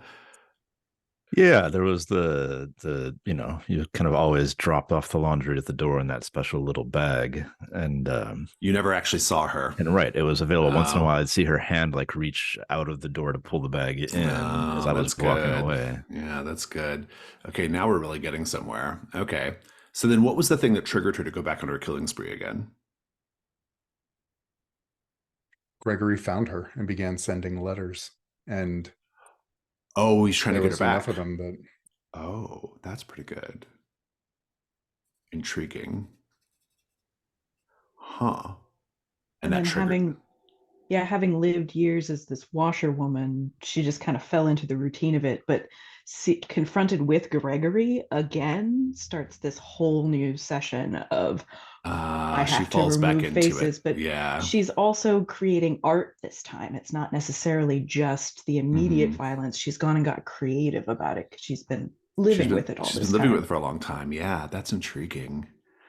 Oh, I like all this. This is all super cool. It really adds a lot of like lore, and I think it pretty well holds together. I mean, because like the clues either speak to the past or the present, basically. Um, I think the only two that really don't. I mean, you can maybe the Tawdry Love novel might just speak to the original, like, well, because we're saying now that like it wasn't necessarily that Gregory was cheating on her; it's that he rejected her because of her appearance, and so yeah, I think the Black Veins and the Tawdry Love novel are the only two that don't really fit here. I don't think. We'd still be at a +2, Still +2 though. Yeah, I think it's right? probably fine. Yeah. The black blood could and veins could represent the evil that lay within Clara Yarborough. Now it's Oh, flowing to the surface. I'm into that because this was actually just like kind of a premonition from Old Boot. It wasn't like a literal thing. Okay, so you're at +3 now. That's pretty good. So, Sally No Face, our present day Sally No Face, is indeed the original Sally No Face, burned up, her face burned up, and she was so. And Gregory, it split up their romance for whatever reason, either because she was too self conscious about it or because he rejected her. But in any case, um, she it basically kind of went mad, for lack of a better way of putting it, because of the situation, because of both her personal situation and losing Gregory. And she goes around cutting off people's faces, maybe a little more in a more grisly manner than she does nowadays. Nowadays, she's taken the time to learn. She's learned surgical techniques. She's conferred with people. She's in a position to talk to people from all walks of life because of her new job as a laundress. And Gregory, you have to imagine now that they're both kind of middle-aged people now, at least. Gregory is trying to rekindle the love with her, and it just causes her to relapse into this Sally No Face persona. The most recent, she does a few kills. She actually stages Clara's death, which is intriguing. And why was the most recently removed one done hastily? Did we ever explain that? She needed to quickly disappear as Clara Yarborough, so she just found a mark really quickly and took off her face and framed it as her body. So Whose body? Clara Yarborough, the body that Well, we think is Clara Yarborough. Well, but no, but we know that one was removed carefully. That was in the setup of Oh, that that's one. right. Yeah, yeah. I've got it. The implication is there's a victim even after Clara, right? Or the alleged Clara. The latest victim saw her staging Clara's murder, Oh, and it was a witness, she and had to it get just rid of him. needed to Yeah. be done, urgent, in a alleyway, you know. Interesting. And we can maybe add some extra context to that to say that there had been talk of like someone going missing around this time as well. Okay, that's interesting.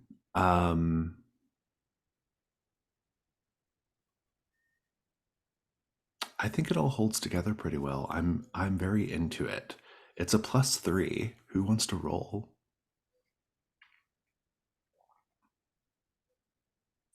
Brian, you She knew was my washerwoman. Yeah. Go for it. Feel responsible here. Oh, what is that? 5 + 3, 8. Okay. So you will be able to do the opportunity, which is, let's check the opportunity here. Hunters, threats. Resolve the threat by empathizing with Sally and then bringing her in peacefully. Okay. Like that. So what's everyone going to do tonight? Who's on Sally duty? Yeah, I'll stick on Sally duty. Ms. Blackwell, you're on Sally duty. I'm on the fence, is what I am. Fair enough. Dom, what are you going to do tonight? I think Dom can't not look into the beast. Fair enough. Lady Florence? Is this Dom, is the beast thing something you are intent on doing alone, or is it something that you would get help for? I think I remember that was a question that was posed. So, I think he would tell the others, okay. but he's not going to ask for help. Could be one of those, I'll handle this myself, and then you just come anyway, because that's what you do, Lady Florence. So Yeah, Well, that feels like very Lady Florence to just kind of like follow to Ignore because she's Dom's wishes. curious about this too, right? Like as the explorer and like the way what we know about Lady Florence is she likes seeing how all of her acquaintances deal with stress Yeah, and trauma. Yeah. indeed. Yeah. I guess I was going to propose that Lady Florence, after describing the encounter with who I can only presume was Obert, Mhm. that maybe she and I could do a little investigating as well. But I think I'm in the mood for pigs. Mm. As one does get in the mood for. Great. Regrettably, we're very close on time, so we will do the night phase next time. But I will tell you that our unseen is going to be Night Shift at St. Thomas's. That is the last one in the top row. So we'll introduce it next time, do the night phase next time, and let's just go straight to Stars and Wishes. I Fun do owe a session. mask next time as well. I'm just going to write that down. Cool. Okay, sure, yeah. Yeah, Stars and Wishes. Whoever wants to go first, take it away.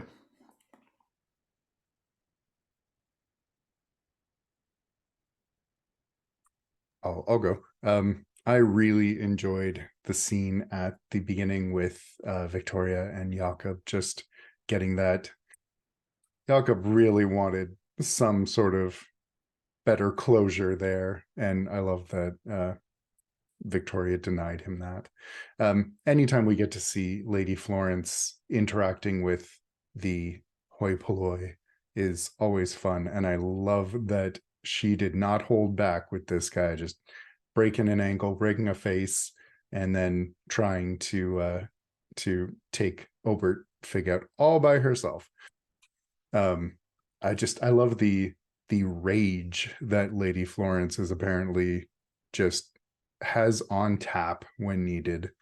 And I'm sure that will not become a problem for her ever.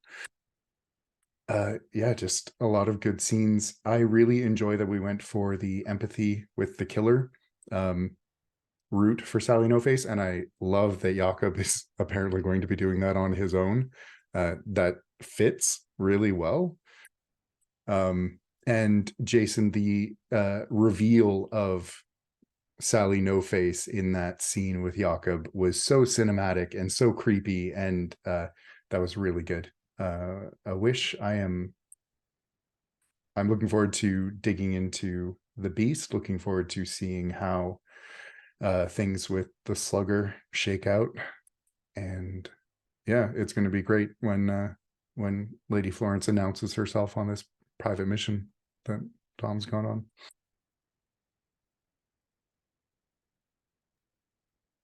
That was the timing of the slugger being sort of nearly humiliated by being rescued again and again, with Dom also finding the beast, is pretty interesting. It's fun to see those two.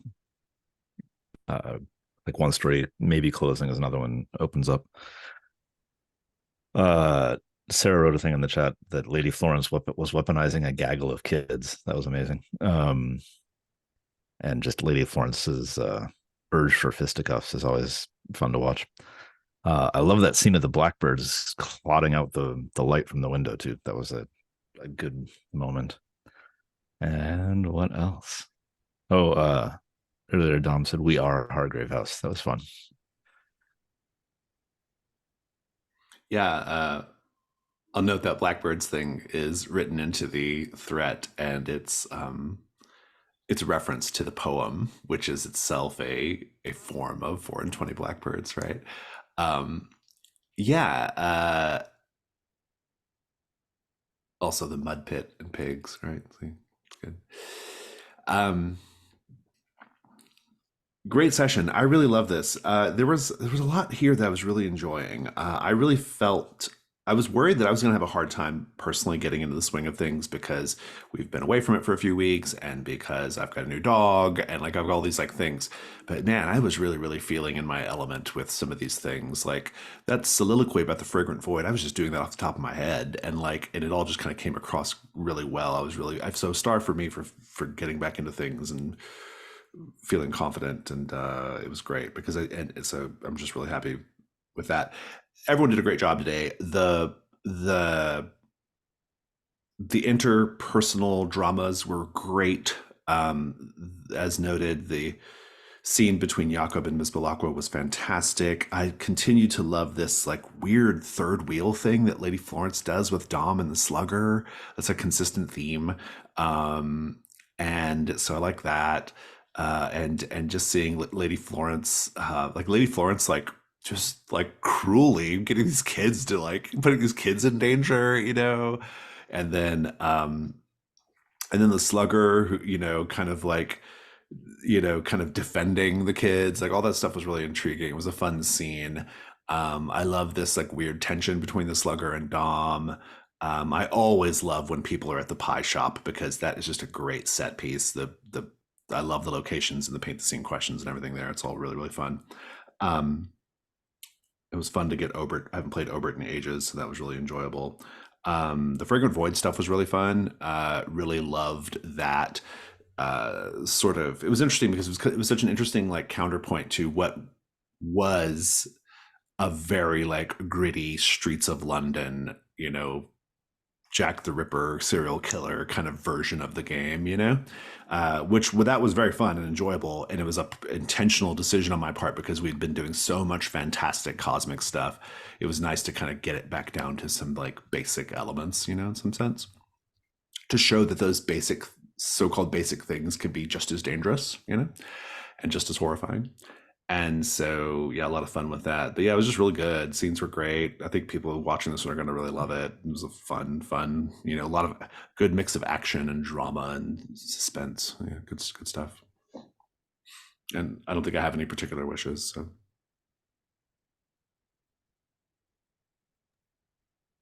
Yeah, I'll just echo the Fragrant Void stuff was really like cool and mysterious and it worked as like a really nice contrast to like the kind of like frenetic action of the Figs Pig stuff.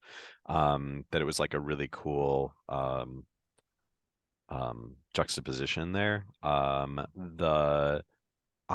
like a star for just the slugger's like death wish, at least like that was sort of like what I was reading almost, and that sort of like, and it just starting right as Lady Florence like just kind of like jokingly like, hey, like teach me how to fight, and how that sort of like unlocked and unfolded with between the two characters, I think was really cool how the sort of like game of that scene worked. Yeah, the Miss Balakwa always like just like treating Jakob like shit essentially and just like not accepting I guess like just like trying to like reinforce the reality with Jakob I think of she has like some what valid was going points in on. that. I think Yeah, yeah. for sure, and just like not giving at all on that front. And then of course, yeah, I mean, to go back to the Slugger's Death Wish, that developing tension between Dom and the Slugger now too, that's sort of opened up because of that. But yeah, I agree. Like there was a lot of like all the scenes were really like tense and fun. And there was a contrast of like exactly what the tone was. I think echoing what you were saying, Jason, like this is a really nice that mid-season reset kind of thing, which is, I mean, we're a little bit further than that, but like to pull it back to like there's no cosmic stuff in this. We got a little bit of the time travel oddity of with Phineas that still makes it feel consistent within the world that we've created, but kind of like pulling it back down to those dirty London roots. Yeah, no particular wishes on my front either, other than, yeah, I'm intrigued to see just how terrible Lady Florence can be. And also, I'm now really like the Dom thing with the beast. I am very intrigued by that, and that is why I am following in on that, because I just want to be close to the action there. Oh, star as well for that that Janus mask with the baby. That was really good. I too echo the star of the reset because this is the perfect moment to start asking new questions because we got a lot of answers done. And it really is pacing so much like a television season. It just, I don't know, speaks to how much we love this game and how well it was written. So personal stars, Shore Slug, that whole back and forth drama about the box, and then Jason chiming in with the class traitor that made me almost get like LaCroix up my nose. Like those sorts of the humor that we find within those tense moments is our own like meta counterbalance. So while the horror that was happening wasn't really horror, it was the liminal space Lady Bullock was experiencing versus the dirty streets of London. You still kind of find those pockets of the funny in there, which doesn't feel like is ever really missing from this group. It just was a nice palate cleanser, I think. I am also going to give Mike a star for Let Them Eat Snake, dealing with all of those kids. Hilarious. I really liked the organic answer the question that we had. I know that we've done this a few times as a crew, but going off the cuff and really coming up with something new and compelling to us. I think what I loved about that, if I could just interject, Please. I wouldn't say that like all of the clues really hung together on that necessarily. Like there was a couple that were a little hinky, but the outcome is exactly like what I intend, which is you're going to come up with a cool story, right? Like, yes, you're solving the mystery. Okay, fine. But what you're really doing is you're coming up with a really cool story. And this is a cool story. Like this version of Sally No Face, it's a cool thing. And so, yeah, I just want to throw that in there. I also like the transitional like description seemed on point for everybody, much like the blackbirds turned into children chasing animals with pointed sticks turned into a snake in a box. Like those themes we kept riding felt very good narratively. Um, I have wishes for my character, but I think that just meeting guys with big heads is kind of on point for her, and I'm okay with it. I loved the Phineas stuff. Like the fun part about the out of time part of that for me as a player was not being immediately most beloved. Phineas, decades in the future, thinks that I might be in Bedlam. And so, like, not having that safe space, which Lady Belacqua It's lives also in, interesting that his future or his timeline, apparently the Venusians never happened, right? never Because happened. the way they're so integrated in London right now, that should continue being a part of the known history of the world, right? Like it's not going to be forgotten anytime soon. So I thought that was intriguing. Yeah. 100%. And so, again, kind of like setting up those questions for what we're going to start asking out of the next couple of sessions before we hit Jazad. So, I think, oh, it's not that I like Jakob fine. He just doesn't exist on the same plane as I do, literally almost all the time. And the role play that I'm dishing out is a lot of I'm not giving anything because everybody's taking everything. And so I'm glad that that's coming through in a fun way for everybody else. Yeah, otherwise, just more of this, please. I wanted to give a star too for how Brian, how you're getting those vaults of Tarthor worked into how Jakob is doing things. Like that one with the unbreakable skin, like that was I wasn't even thinking about that when I was setting up that scene, but it was cool that like it came into play in such a cool way, you know, like you are particularly strong against Sally No Face and her minions, right? You know, like that was really fun. So yeah. Thanks. It was so poignant and on tone for that like Superman moment too. Yeah, Mhm. absolutely. Yeah. Okay. Well, we are right at time. So, any other stars and wishes before we go? All right. Well, I will wave goodbye to everybody watching the video.